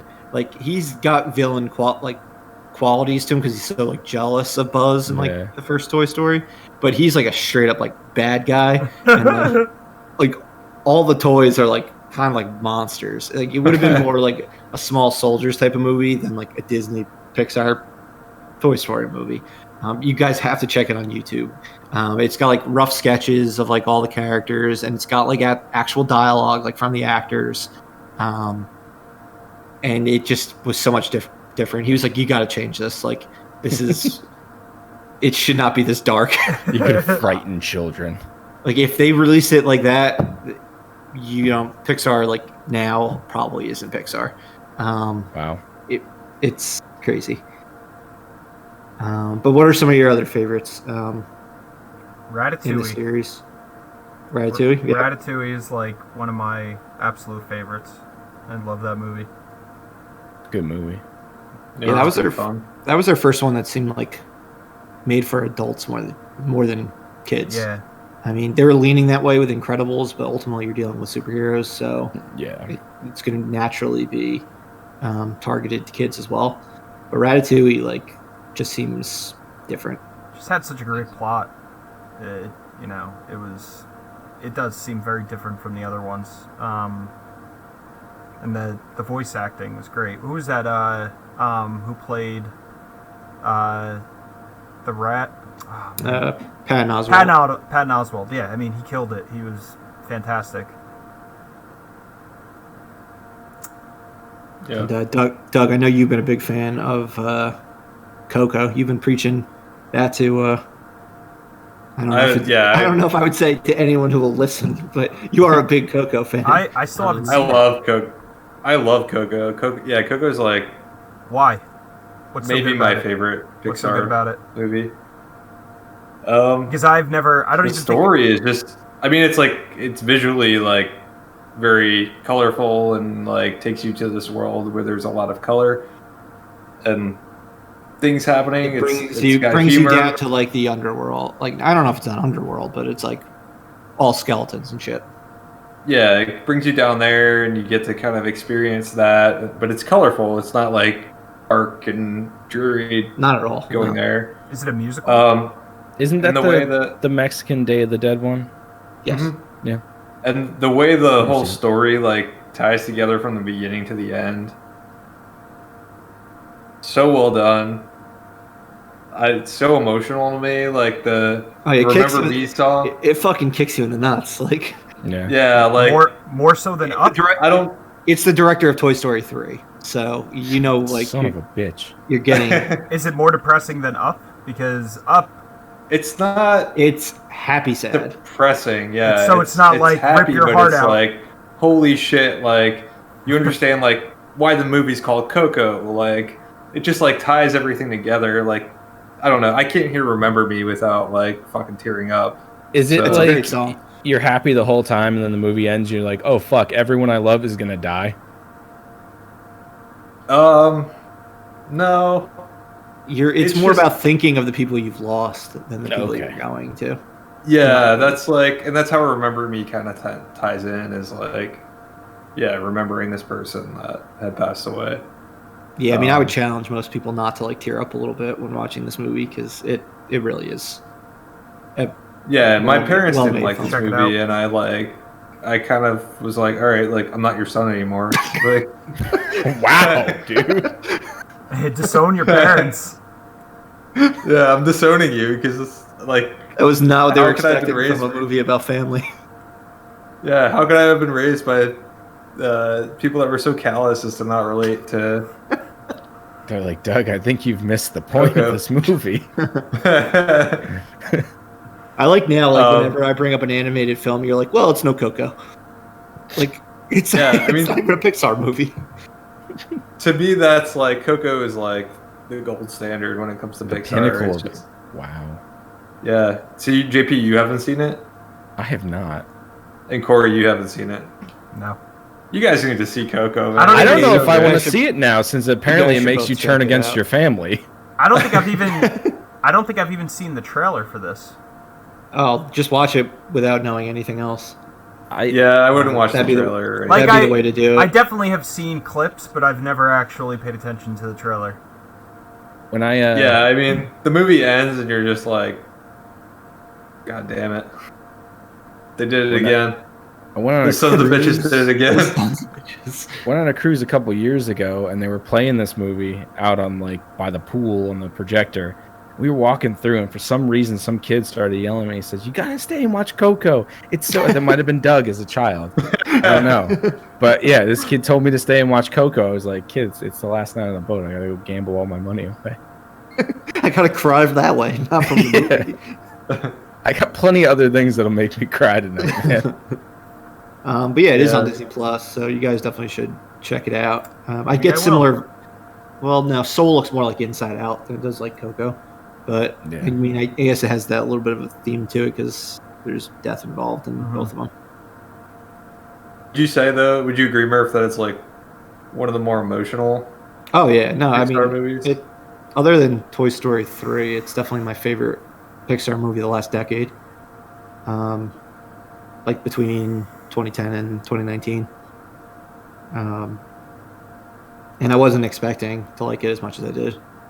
Yeah, I wasn't either. It just like didn't hook me from the trailers or anything. I wasn't like, I need to see this movie, and then we just happened to see it the one night, and I was like, I love this movie. Peak animated movie. Yeah, it's just this everything about it, top notch. Doug's like, "Where were you the first time you saw the Mona Lisa? And where were you the first time you saw?" I guess he'd be in fucking France, but where were you the first time you saw Coco? And then Yeah, and it kind of like hits on their international too, because they did Ratatouille was France, Coco's like Mexico, right? Yeah, Mhm. Coco's supposed to be Mexico, right? Finding Nemo's Australia. Australia. So they're going around the world. They're doing the Fantastic Beast route. Cars, as you mentioned, was some dystopian like Dystopian nightmare. Yeah, but even in Cars 2, they go to like fucking like 5 different countries. They're in France, Italy, like Those movies All are so of them. stupid. for some reason there's still Eiffel Towers and all these other things that it just doesn't make sense. We'll get to Cars later. Yeah, and then just a few other ones we had on here.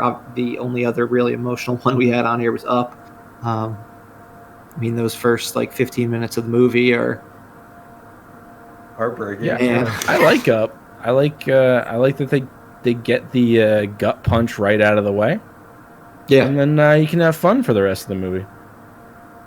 yeah. Yeah, Like it's it's pretty damn it's fun. definitely a little emotional like at the end, but in like just only in like a happy way. The sad emotions they get out of the way right at the beginning. Hell yeah. they do. I remember when we saw that in theaters, and I was sitting there just in disbelief with how about depressed I was within the first 10 minutes of the movie. It's a lot to digest. I was not expecting it's that. it's a rough beginning for God, sure. imagine being like a 5-year-old watching that, and then just like after 10 minutes, you're like, I have so many questions. Yeah, This thankfully, I don't think I they can't get it. ask for another like 80 minutes. Yeah, I think Thankfully, they're like naive enough to.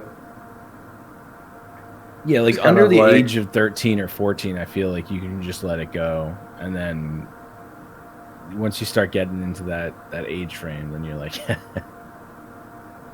I just watch. Yeah. Yeah, but those first 15 years of Pixar were practically perfect. I mean, with the exception of Cars, which isn't the first one's not a bad movie. It just did not live up to Finding Nemo, The Incredibles, Monsters Inc., Toy Story 1, 2, and 3, Up, WALL-E, Ratatouille, and A Bug's Life. I believe that's all of them. I was never a big Bugs Life fan. I'm not the biggest fan of it either, but it's not a bad movie.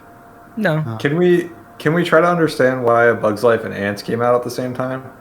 Dude, it's the same reason that Armageddon and Deep Impact. For some came out at reason, the same we'll just get time. these ideas. How does that happen? And they're like, we got to get them out in theaters like before each other, and then they come out like a month apart. It's like people Espionage, have this obsession. Kids have this obsession with ants and bugs. Well, like, We got to get it out there. It was They both do. movies probably took a long time to animate, like years. Mhm. And like, how did they both happen to come out at the like exact same time?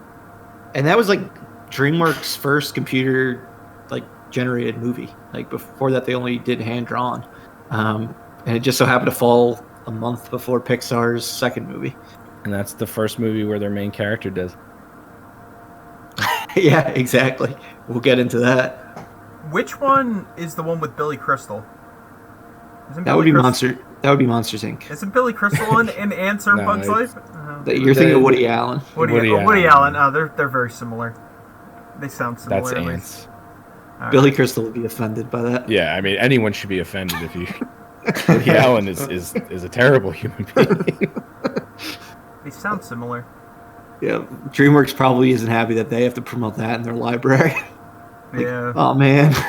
I mean, that seems to be the one that gets overlooked the most. So I Yeah. don't think they really give a shit. I mean, it's not like kids are clamoring to know who Woody Allen is. Yeah, exactly. It's an odd choice for actually a main character for a child's animated movie. Yeah, very much so. Yeah, it kind of is. Mommy, why is the ant so whiny?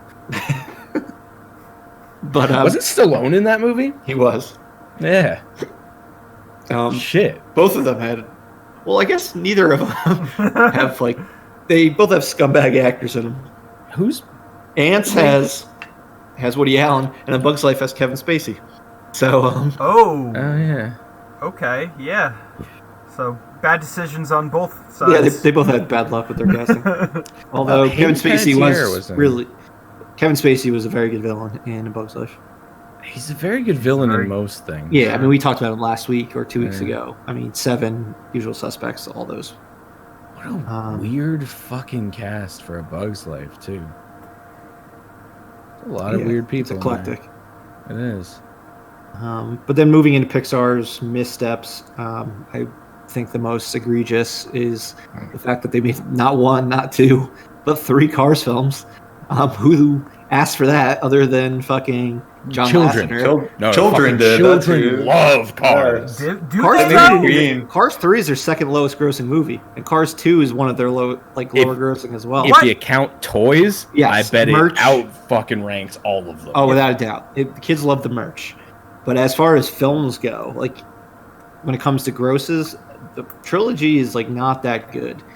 But it was like a pet project or passion project for John Lasseter because he like fucking loves cars and highways and life is a highway. Who and all loves that nonsense. highways? Horrible dystopian worlds. How do you? It really it makes no sense. Why are they making wasabi and eating wasabi? It doesn't make any sense at all. Who loves highways? I'm like baffled by that. I hate highways. I hate. Highways are great though. You get like you're cruising, you get to go But fast. I mean, these movies are about like highways in the middle of the country where they're like Oh, not highways in New Jersey nobody's where on- it's not like it's not a New Jersey highway. Where you it's feel not like picture bumper to this. bumper Every traffic. time Then they would have had to- Highways it in the would have middle. been an Yeah. R-rated film if it was a New Jersey highway. it'd be It would like be unhinged. it would be unhinged. Yeah, we saw it. Yeah, on Hunch. I see Russell Crowe's every day when I drive. I take my life into my own hands when I drive. I am Russell Crowe's every day when I drive. Yeah, man. I just haven't had my wife leave or die unexpectedly or whatever she does in the movie. We're still trying to find out, Corey. Lose your job, gain like 100 pounds. I don't even know what the catalyst to set me off to be Russell Crowe is, because you didn't tell me. Courtesy beep. Yeah. Like, have you guys seen? How many of you have seen any of the Cars movies? I Saw have the not. first one. I've have seen not. like a little bit of the third movie Nope. But that was on a weird, plane. weird way to start off the series. I just don't care about it, and I was on a plane, and That's it's totally just fair. like It's a plane movie. But It's like you can't jump out of the plane, so like the you might as first well watch it. and third, they've got like they follow generic sports movie tropes and things like that. Like the famous racer is trying to like learn to settle down and like just learn to appreciate life, going slower than quick, than just aren't going fast in the Gotta first go one. fast. Then in the third one, he's getting used to the fact that he's like at the end of his career and he starts teaching a protege and shit like that. But then the second one, they take Owen Wilson's Lightning McQueen character out from like being the protagonist, and they put in Larry the Cable Guy's tow truck Mater as the protagonist. Kids fucking love him. And for some reason, he's on a spy mission in Europe. I thought that was South direct to Asia. DVD when that came Yeah, out. no, that shit was in theaters. Wait a minute. Yeah. He's working for Michael Caine. Makes no sense at all. Larry the Cable Guy is kids enjoy him. They enjoy They Larry the love Cable. that character, man. They love Mater. He's got like a 6-year-old sense of humor, man. But then, yeah, they thankfully went back to Owen Wilson for the third one. The Cars series kind of took place in that whole Owen Wilson suicide thing, right? Because the first one I think it was came shortly out. after. Yes, I think you're right. So that's probably why they did that. Like he was still in the second one. He's like, Yeah, he's a little lower than a co-lead. but it might have Yeah, just been a bad time for him. Yeah, it just like it really feels like a directed DVD movie. It looks like a direct-to-DVD movie. Because I watched it for the first time ever over this past month. It was the only Pixar movie I'd never seen, and I was just like, "What the fuck am I watching? This is even worse than I thought it would be." Yeah. But other than the Cars, I mean, I'd say their biggest mistake was just going like sequel crazy during the 2010s. Yeah. They made 11 films during that decade, and 7 of them were sequels or prequels. This was like a studio that only basically, with the exception of Toy Story 2, only made original movies for its first 15 years. Well, didn't they have to? I don't know if give Disney forced them to do this. Didn't they have to give one to Disney, and then they got The Good Dinosaur or something like that? I don't know. The what Good the deal Dinosaur is a is. piece of shit. Yeah, like that was the other thing that we had listed on here as like a misstep was The Good Dinosaur, because that was like another one where they switched directors like last minute. They pushed the release date back, and it just didn't work out. That's one that felt like a kids movie. And Pixar does a good job of making their movies like for adults, but kids will like them. Or there was no underlying. there's no underlying message or anything like No. that. Like nothing that's going to grab you as an adult. But like we did not need Finding Dory. That movie, in my opinion, was not very good. I don't understand how that wasn't a fucking direct-to-DVD movie either. But kids love Dory. Yeah. saw it. Obviously, we did not need Cars 2 or 3, even though I thought 3 was probably the best one in the trilogy. oh wow, really? Yeah, that's. Yeah. I never thought would've 3 was thought like trash when I saw it on the Then you'll plane. fucking hate 1 and 2. that. Maybe you'll like 1. I mean, I haven't seen 1 in 15 years, so maybe you'll Yeah. think that one was better. It was just surrounded by so much quality that like it felt even worse at the time, like when Cars came out. But I mean, Toy Story 4 didn't seem necessary, so like I was kind of pissed off that they made it, but it ended up being good. I don't think anyone needed a monster. I mean, Monsters Inc. ended so like perfectly Yeah. that they were like, well, we can't do a sequel. I guess we'll do a prequel. That was uninteresting to me. That Yeah. movie. It's not terrible, but it's just It just wasn't necessary. Yeah, I've never been like, let me go watch Monsters University. No, like I don't ever want to see that movie again. Yeah. Did everyone like Incredibles 2? Did everyone see Incredibles 2? Mm-hmm. I saw it. I liked it a lot. It was enjoyable. I think It's enjoyable. It's very much. It follows a lot of the same beats as the first one. Yeah. Which isn't crazy. So does Toy Story to a degree, and Finding Dory. But It was definitely a lot of fun. I liked it. I think JB, also... did you see that one? Is that like the X-Men 3 one?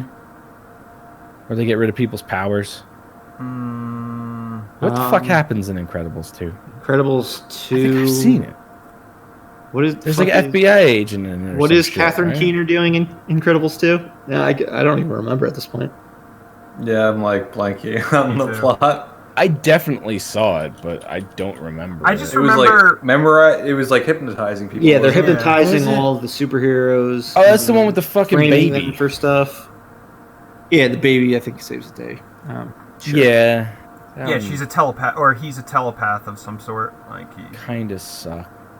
and he can control like the elements, doesn't he? Can he like shoot ice and fire? And The baby does Yeah. everything. The baby Yeah, like the baby- farts yeah, and like lasers. blows Maybe the he has world like up. lasers out all of his the eyes powers. and stuff. Oh, okay. Incredibles 2 is the one where she becomes Elastigirl again. Yeah. And yeah. Yeah, basically she's the big hero versus him being the big hero. Yeah. It was okay. It had some good action scenes. It just Yeah. it sucked the fact like it got hurt by the fact that Spider-Verse came out the same year, and Spider-Verse is like. Doug, you want to tell us about Spider-Verse and how much you like Spider-Verse? Man, you like Spider-Verse too much, man. It's the best superhero movie ever made. Oh my god. No. Yeah, I mean that movie's perfect. I really, like really good. find a flaw in that movie for me. Because there isn't one. It's not The that music's entertaining of a perfect. movie to me. The music's perfect. The story's perfect. The animation's perfect. I Like- disagree. It's a perfect movie. I'll be interested to see how Spider-Verse 2 is. It's gonna be big shoes to fill. I never was even that into like Miles Morales, and I was like, after Spider-Verse, I was like, I love Miles Morales now. He's a good character. But moving into their competitors, since we're now talking about Spider-Verse, yeah, it seems like Sony Animated could be doing pretty well moving forward. It seems like they're kind of in the on the Lord and Miller train, since they were involved in Spider-Verse, and now I believe Danny McBride's upcoming animated film is by them as well. Connected, it was supposed to come out this year, but COVID. But they have Spider-Verse 2 coming out. Other than that, I guess they're really the Hotel Transylvania company. I've never seen any of those. I heard they're good, or at least I watched on the YouTube. first I've heard at 5 least the minutes of first one. one. I've heard at least the first one's good, but I've never seen any of them. Do they also Yes. do the... Who does the Addams Family movies? The animated ones. That might be. Is that DreamWorks? Or is that... I I don't know. Who does the Addams Family movies? Blumhouse. don't... that would be amazing. How did I not know that Jason Blum was involved? Directed by Eli Roth. Addams Family. I would watch that. What's his face? is supposed Addams to do. Family is a Universal. It looks like, or internationally, it's Universal. It's an MGM movie. So MGM has both Bond and the Addams Family. Lovely. Isn't Tim Burton doing an Addams Family show? Yeah, that was news maybe fairly Johnny Depp could do recently. that. True. Yeah, he could be Gomez. Maybe. But you guys are Getting like, back, I mean, Sony did Sausage Party too. oh god. So they were the first one to like have the balls to do an R-rated one. Yeah. I never saw it. Yeah, It's all right. it's okay. Nothing like to write home about. But remember when DreamWorks like looked like they were like an actual real competitor to Pixar from like the Shrek movies and like I guess even Madagascar 1. Yeah, Madagascar 1 was pretty fun. I remember watching that in theaters and enjoying it. But like who the fuck gives a shit about a DreamWorks movie anymore?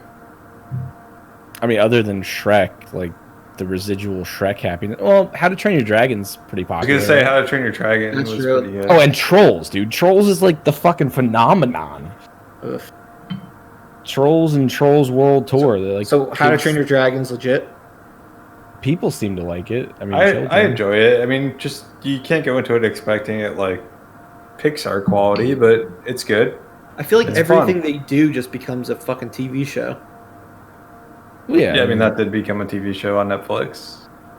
Like the, before it was the like on Boss Baby Nickelodeon, became a now TV it's show. on Netflix. I don't know, just kind of obnoxious. And like JP mentioned earlier, they all got the same stupid like grin on their face. Like every protagonist, it's so stupid. The I'm looking DreamWorks at- face. Those are I'm looking at all the damn things right now. DreamWorks does what are those movies with the little yellow Minions. the Minions, yeah. What No, Steve I Carell, forgot- I meant to put those Murph, up. just watch the Illumination, like on the name of the movie. Despicable Me. Despicable Me. Despicable Me. Those movies are Yeah, funny as hell. I meant to include. I forgot. I knew I was missing somebody on the list of studios. Illumination. They're like the only real competitor right now to Pixar. Well, that's a lie. Disney proper is. They're like the big three. But yeah, Despicable Me was funny. Yeah, I haven't seen the yeah, it's sequels good. yet. The second Really? one is Steve good. Carell is hilarious in Yeah. that role. The second one is good too, and it's very different from the first one. The Minions movies I've never seen, but Yeah, I haven't either. I thought they worked best in like it's like a that kind of like side comic relief gag. I don't know that they need their whole like a whole movie. yeah. Yeah, and they had some other hits too with those. That movie Sing did well, and they've done a couple of the. They did the Lorax, so they did some Dr. Seuss stuff. The Secret Life of Pets, I saw that one. That was funny. That looks funny. I Yeah. think I've seen it too, and I don't remember. I it. saw that as I actually as well. enjoyed I that. think, and it like wasn't as funny as I thought it would be. No. Yeah, I The, was the expecting trailer more with System of a OCK, Down was like- funny. The trailer was hilarious, and then I like watched it and was like, oh, all the funny stuff is in the trailer. Yeah, I just Yeah. expected more when Louis C.K. is involved. Yeah. When he got replaced for the second one with Patton Oswalt. I'm They're telling you, man. They're doing a Mario film. Are they really? Mm-hmm. Is it It's, gonna be live action, and is it gonna be a dumpster fire? Nope, I it is hope so. it is an animated one coming out in 2022 as of now.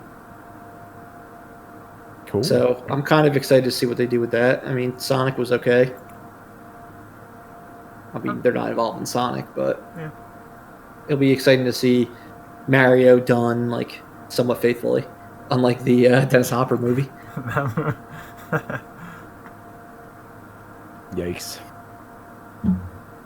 But other than them, like we said, Disney, I feel like they've kind of stepped up their game more. It was funny because like when Pixar came out, it was still like the golden age of Disney movies. But then the Disney movies got real shitty from like 2000 to 2010. But they've kind of turned things around. I don't think they're absolutely not targeting us with their movies. With like Frozen and everything like that. But Wreck-It Ralph. Like Wreck-It Ralph. Wreck-It Ralph was fun. Moana was. Yeah, Oh, I like Moana. Did you guys see Big Hero Okay. 6? I No. did. I was Yeah. disappointed. It was okay. It was pretty good. I thought I was gonna fucking love that movie. Seemed And like your type It of did movie. seem geared. It seemed geared to Corey. It was a big pile of shit. I thought. I I think it was I- a big pile of shit. I but, hated it. I absolutely hated it. But probably one of their stronger entries. Like Zootopia was good. yeah. So I was gonna say, I thought that Zootopia was a was big good. pile of shit. I Really? watched that and I was just fucking not into it. It's creepy. They're doing the DreamWorks face on the poster. Jason Bateman does have the DreamWorks face. going on. Dude, I didn't like that. That had a lot of hype around it, and I just remember watching that being like, I don't like this world. It makes me uncomfortable, and just didn't get it. Because they had that sloth commercial with Force Awakens. That was like I liked the fantastic. sloth. Yeah, Like, the sloth was the the sloth is only funny great. part of that movie. Yeah, that scene is awesome. I mean, yeah. And then Corey, I guess you're all about the Studio Ghibli movies. Yeah, Is that how you pronounce it? Ghibli. They're putting out good stuff still. I actually haven't seen the last 3 movies. So most of their movies are directed by Hayao Miyazaki, who is like, you know, one of the greatest like animation really directors of all time. He retired because he's like a billion years old, and I think now he's back. I think he like came out of retirement and now he's like making movies again. But I think the last 3 or 4 he wasn't involved in. I heard they're good, but they're known for the ones that came out in like the early 80s into like the 90s. Totoro, Howl's Moving Castle. What was one that's more recent, I guess? Spirited Away. Spirited Away is one that definitely won awards here. Yeah, I mean, they're definitely probably like 2 or 3 for me.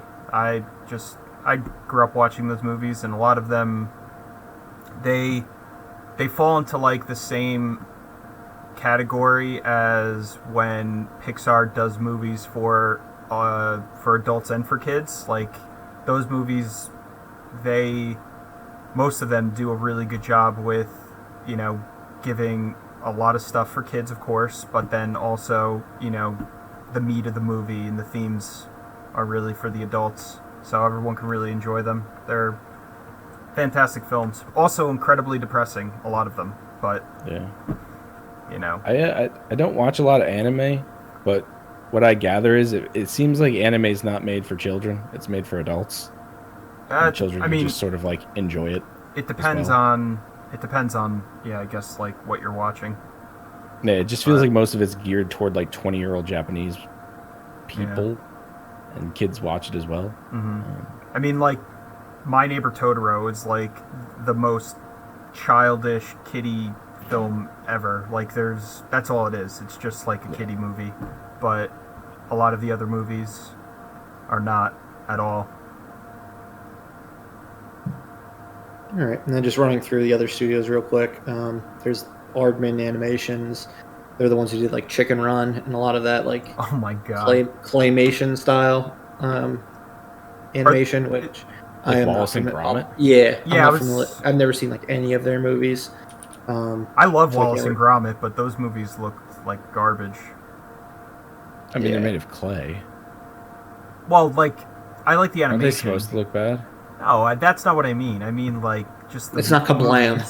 The movies just did not look good. The story, it just didn't do it for me. What was that most recent one that came out? Not Ice Age. That's it was like with cavemen and stuff. Was it the one with when Zendaya is Michi? That one? God, what the fuck? I want to say Cave Story, but it's not that either.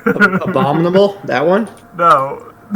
That one was the one I just remember seeing the trailer, like when the movie theaters were still open and we were going to the movies like once or twice a week. We saw that trailer every fucking time we were there, and it drove me nuts. That could be a segment. Which trailer has driven us the most mad over the Early years? Man. What is it? Was it Early Man? Yes. Early Man. Yes, that's it. It looked so bad. Smallfoot is Zendaya is Michi.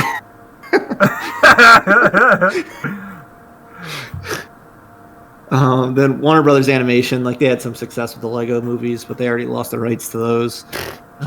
Really? So that was Wow. fast. Yeah, but I mean they've got Space Jam 2 coming up. Oh boy. Yeah. How long has that movie been in development for? It feels like 10 years. Yeah, exactly. They probably started talking about it in 1996. LeBron James lost all of his hair and then got it all back in the time that they'd been developing this movie. Aren't they bringing in like Warner Brothers properties? Like, isn't Pennywise going to be in it? And Joker's in it too.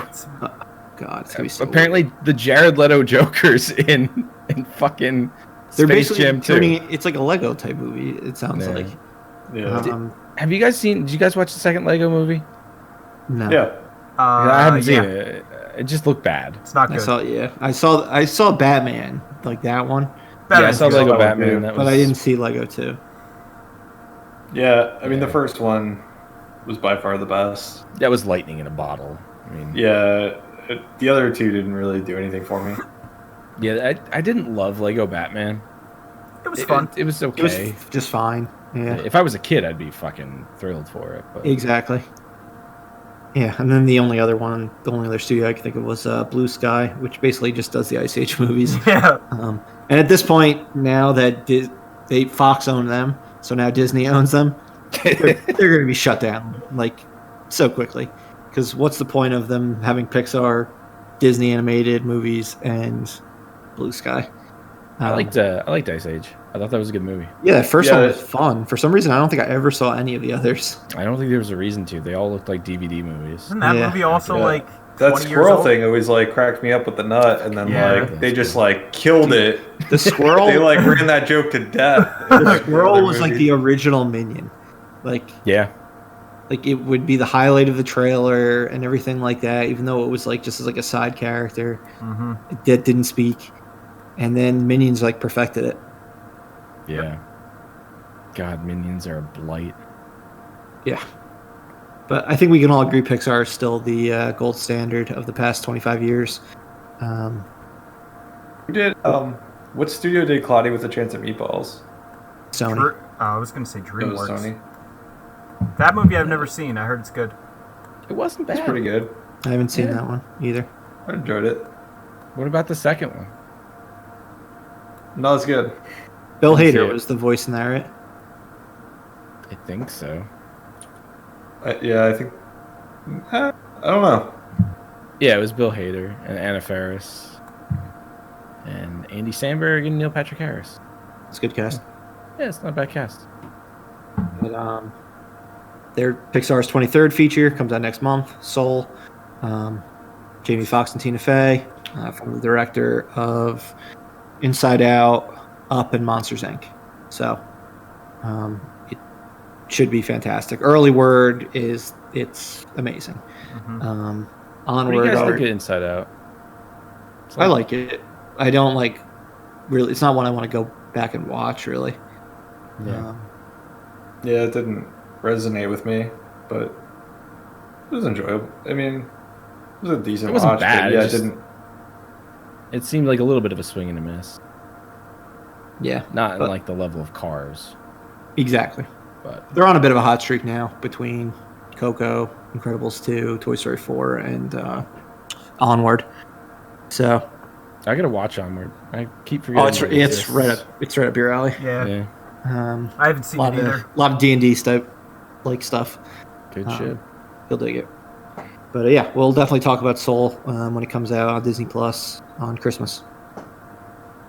But yeah, that's it. 25 years of Pixar, doing your thing. Just don't fucking do more sequels.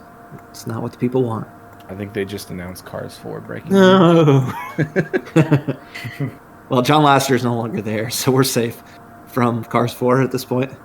Trucks 1 is being made elsewhere. They did, remember they made planes, but like Yes! Pixar didn't do it. Like Disney did it themselves. Right. I do God. not remember this. That didn't go to theaters, right? It did. They made two of them. Fuck. I think What? both of them were in Two. theaters. Planes, Fire, and Rescue was the sequel. I don't remember this. I blocked it Because out. they were like Vaguely remember it. It feels like a nightmare that I they had. were like late August releases when like nobody gives a shit about movies anymore. From the studio that brought you cars and planes, here comes boats.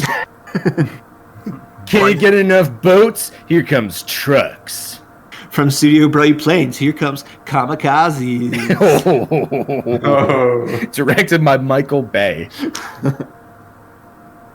Pearl Harbor 2. All right. And perfect segue to a 25th anniversary is diving into our yearly film series where we are at 1995. So 25 years ago. Holy shit, that was 25 years ago. Yeah, that's insane. Yeah, we're time's moving quick now. Fuck. Yeah, as always, an eclectic list of films that we have fond memories of for one reason or another. Corey, take it away with Mr. Hamoka. All right. Yeah, I mean, I'm gonna continue my my trend of films that I used to watch when I was a kid. That just absolutely love. Congo. I used to watch this on, I think, HBO, like I did everything else, like during the day, multiple times. And it's Laura Linney, Tim Curry, Ernie Hudson, That guy. Dylan Walsh from something. I don't remember what. Nip Tuck. Nip Tuck, yeah. JP's favorite show. Oh shit, he's the guy from Nip Tuck? Yeah. It's what JP watches when he's in I his don't know. happiest moods. Ah, It needs to knock him down at the peg. the Nip Tuck So game. this It's a game no one wins. This But don't lose. this movie follows like a bunch of their scientists that go into the Congo to try to uncover a long lost city, long lost city of Zinj, and the diamonds to power their satellites. Yeah,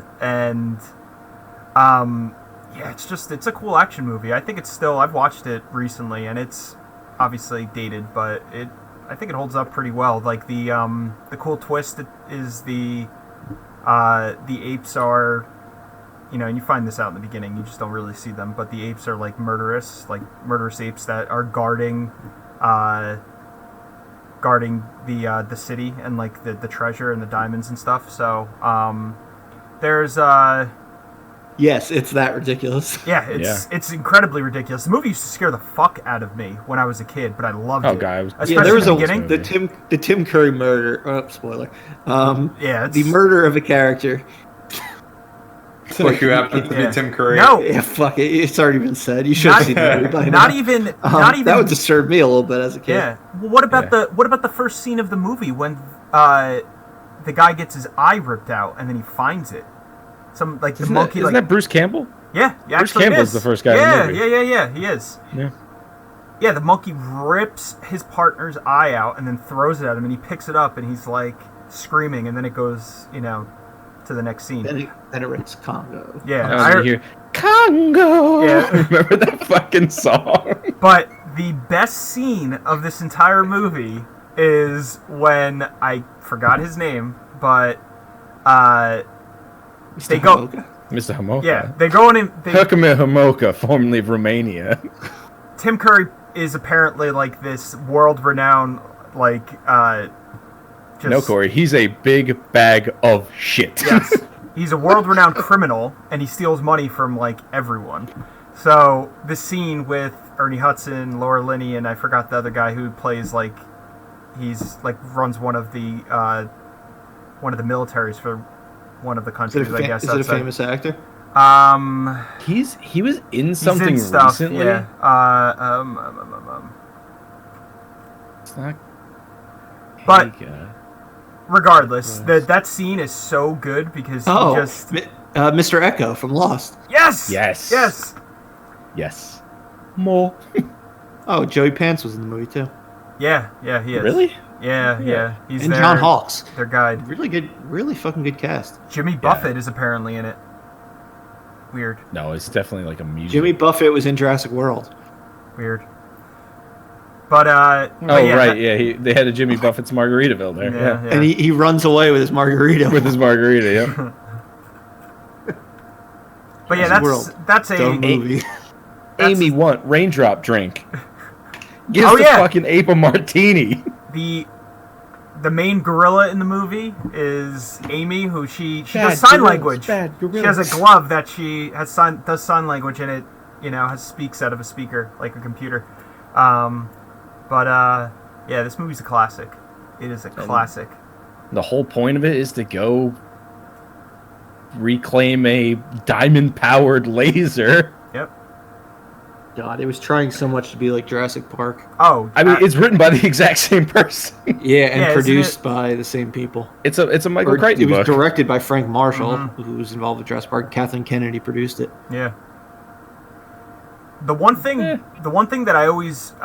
that still holds up about this movie is that is the special effects, for the most part, a lot of them are practical, and they built these amazing sets. I remember seeing like the behind the film on HBO, and like they showed like all the elaborate sets that they built for the movie, and like the gorillas were people in suits, of course, and it was just. It's pretty ambitious. I think I imagine the movie was probably incredibly expensive to make too. So for the time, but Yeah. I'll blow your mind. Congo was written 10 years before Jurassic Park was written. Wow. Ooh. The screenplay or the book? The book. Oh. Yeah, it was just the start of a lot of his movies being adapted, Mm-hmm. Yeah. like of similar nature. I Didn't he read do a lot of those was books. he was Outbreak also, right? Yeah, I think that's he was Outbreak as well, yeah. yeah, that's definitely Michael Crichton. That's a great movie. Mm-hmm. Yeah, Congo is. No. You guys haven't seen it. Robin Cook is Outbreak. I was Okay. gonna say he's not coming up on Google, so I'm just wrong. Yeah, I remember renting Congo on VHS from Blockbuster. I didn't like dig it as much as you guys did, but I only saw it the one time. I only like it because of the funny parts in the movie. Yeah, There's some like fucking amazingly funny parts in that movie. Like Yeah. the fucking bribery scene is probably my most quoted scene of any movie. It's a big bag of shit. A sesame cake. Stop eating my sesame cake. Cake. Please have some coffee or cake. Fucking love that movie. Yeah, it definitely has its cool scenes. The end of it is the end action scene is actually really cool when they're fighting off, trying to get out of the city. It reminds me a lot of Indiana Jones in a lot of ways. It's like a pulp action movie. Just it has a little bit of horror mixed into it, and adventure. So definitely a classic for me. All right. Doug, you have a movie with also a lot of animals in it. Yep. In the jungle, you must wait until the dice read 5 or 8. Sure. The OG Jumanji. Yeah. So Corey was talking about how Congo holds up well, like visually. Jumanji does not at all. They like swung in the to the fences with like CGI monkeys, like all the animals are CGI, and like obviously Some of that's the all spiders age. are animatronic, but they look terrible too. Yeah, they don't look great either. But like the monkeys are like Nintendo 64 quality looking like animation. Like it's pretty bad. But I still go back and watch this movie. I watched it not that long ago. It's just a fun movie. I mean, it's my second Robin Williams movie. I love Robin Williams. I think he does a great job as this character. Alan Parrish coming back after being trapped in a board game for, was it like 30 years or something? Like he's been trapped in the board game. Mm-hmm. Yeah. He's just such a fun character in the movie. And I love the way that like the movie ties up. I love the way that the Alan Parrish character interacts with like young Kirsten Dunst. I don't know who that did. That other kid grow up to be anybody famous? I don't believe so. Yeah, no, I don't think so.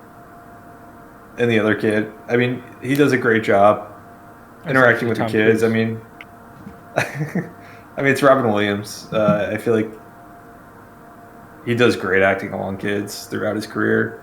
I don't think this is any exception. And I like how the story wraps up. I feel like it's a good story. I think despite all like the CGI and everything, I think the story has enough backbone, and Robin Williams has enough backbone and chemistry with the kids that it still works.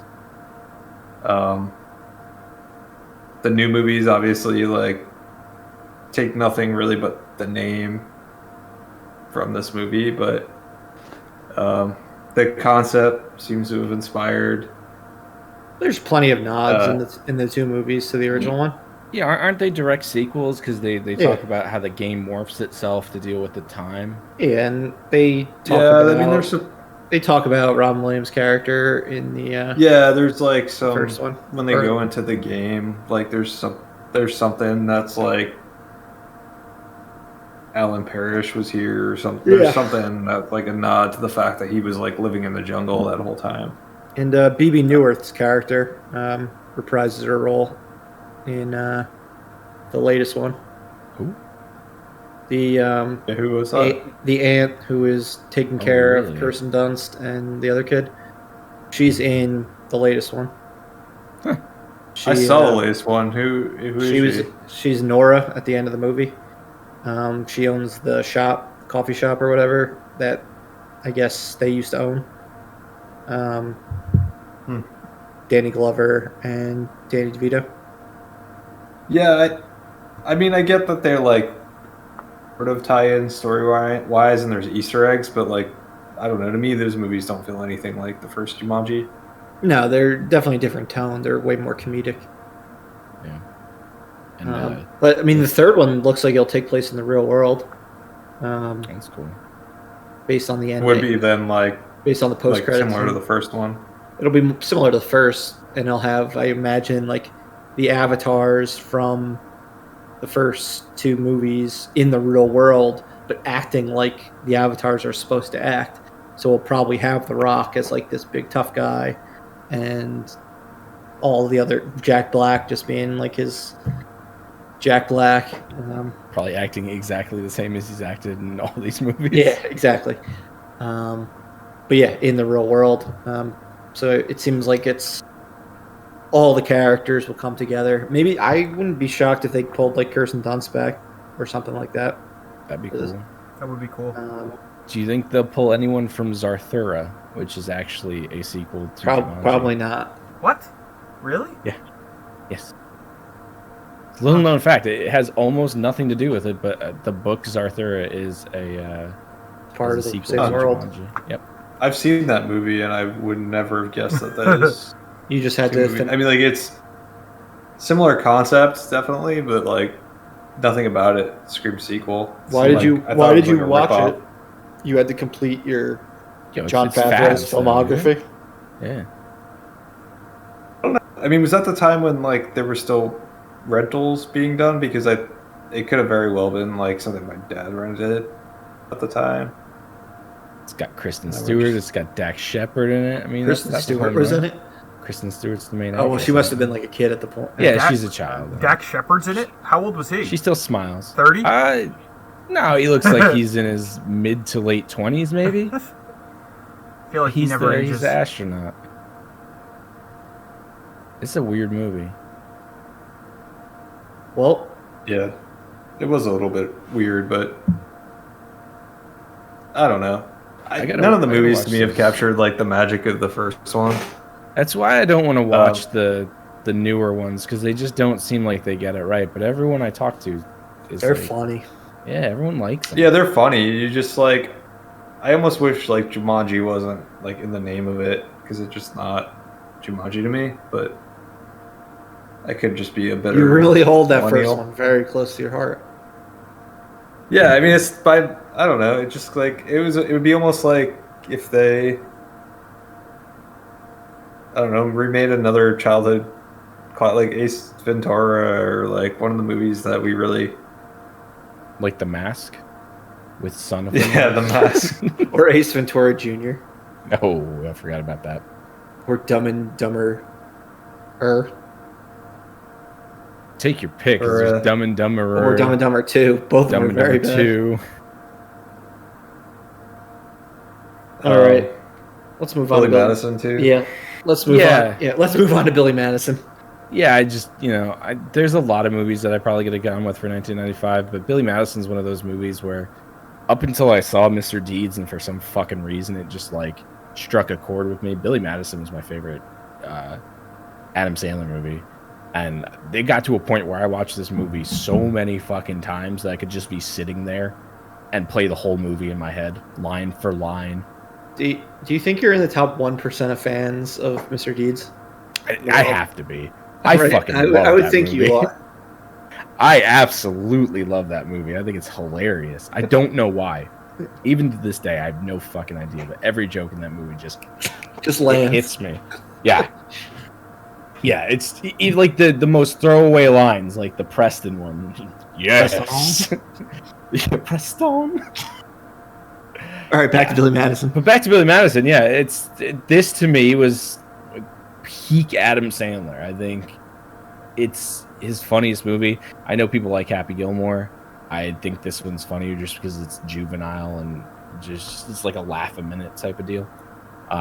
Chris Farley playing the bus driver for like that little scene, and it just everything in this movie it hits for like a young 8-year-old kid or however fucking old I was. Yeah, I was about 8 years old. Just hit every fucking beat of this movie. And like I said, I had it memorized for the longest time. I could have maybe in like 6th grade, I could have recited you the entire movie, like from memory. Yeah, there was a lot of good ones this year, but you know, I saw that and I had to go with it because I watched the shit out of this movie. That poor I feel like it was VHS probably most of our intros to the Sandman. Yeah. It was definitely the first one I ever saw of his. Yeah, like I said, it's peak. It holds up. I mean, I think a lot of it's nostalgia, like some of the humor. But I love it still. Yeah. Yeah, I can't say enough about it. It's a good one. What about you, Corey and Doug? Do you agree? Do you like Billy Madison?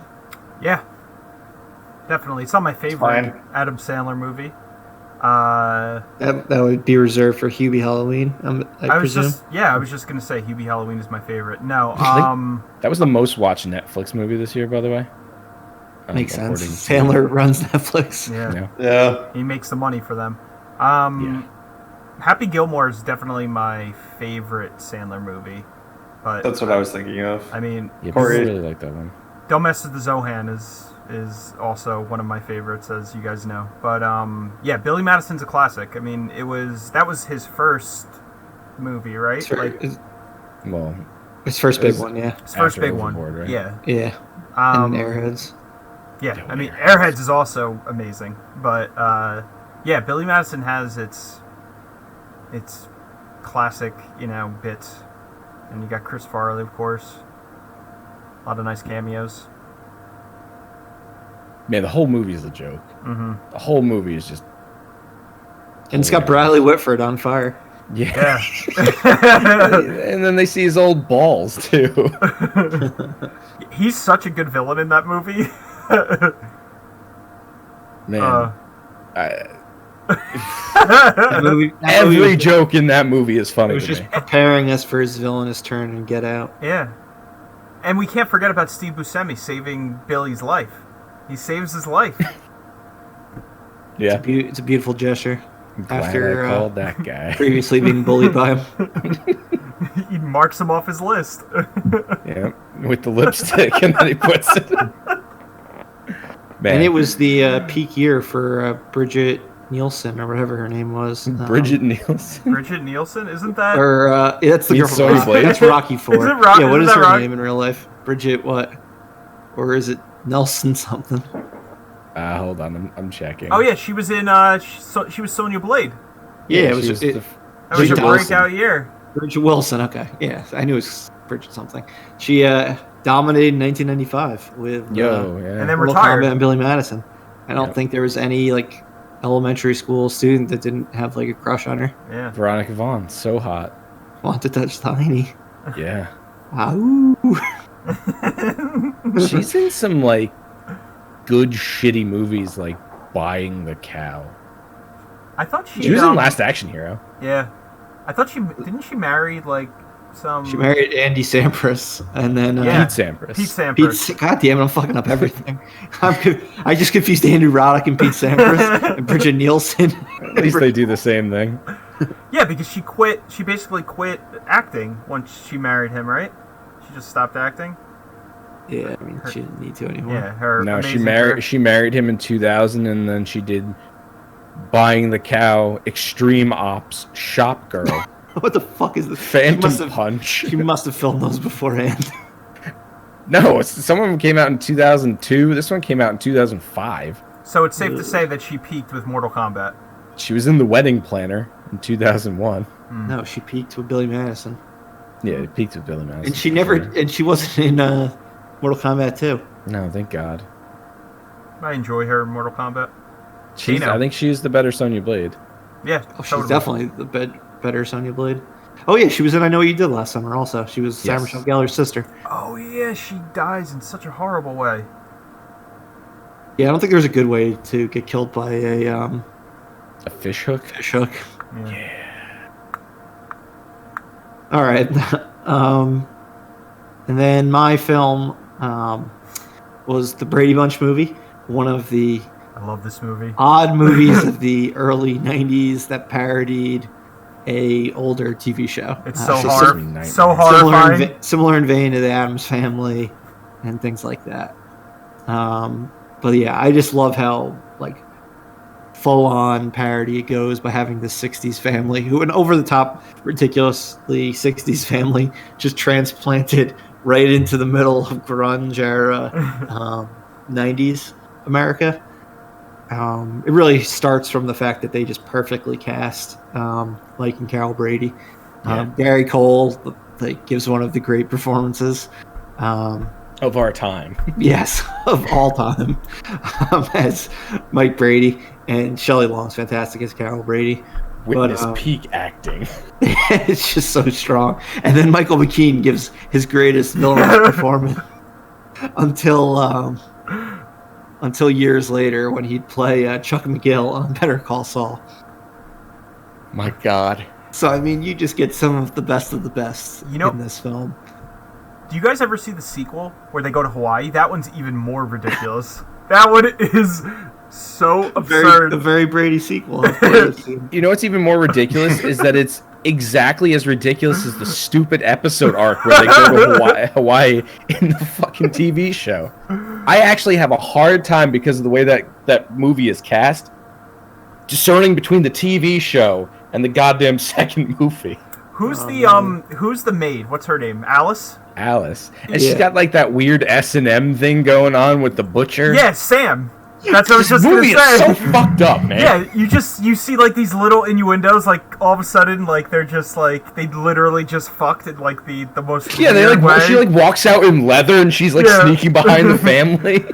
And then the second one, they have the whole like, arc about Marcia and Greg like banging. Yes. Dude, it's fucking weird movies. Who's the villain in the second one? I completely forgot. I have to watch this Incest, movies. apparently. I gotta watch.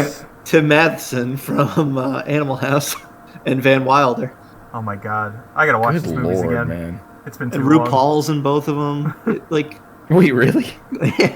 Oh, is it RuPaul? Doesn't RuPaul just like casually live in their neighborhood? No, she's the nurse. Oh.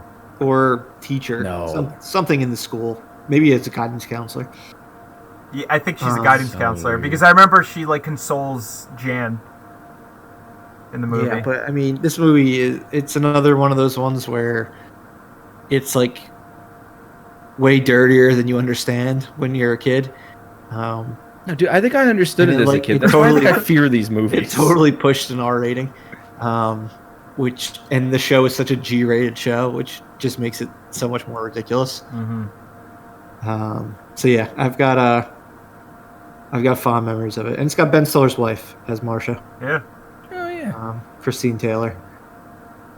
From many people likely know from Zoolander or Dodgeball. But yeah, that's. They're not still together, right? I think they got back together actually. Or did they? That's good. Like in the past year or so. That's nice to hear. Yeah, see, we're always talking about positive stuff on Live Breathe Film. Hell yeah.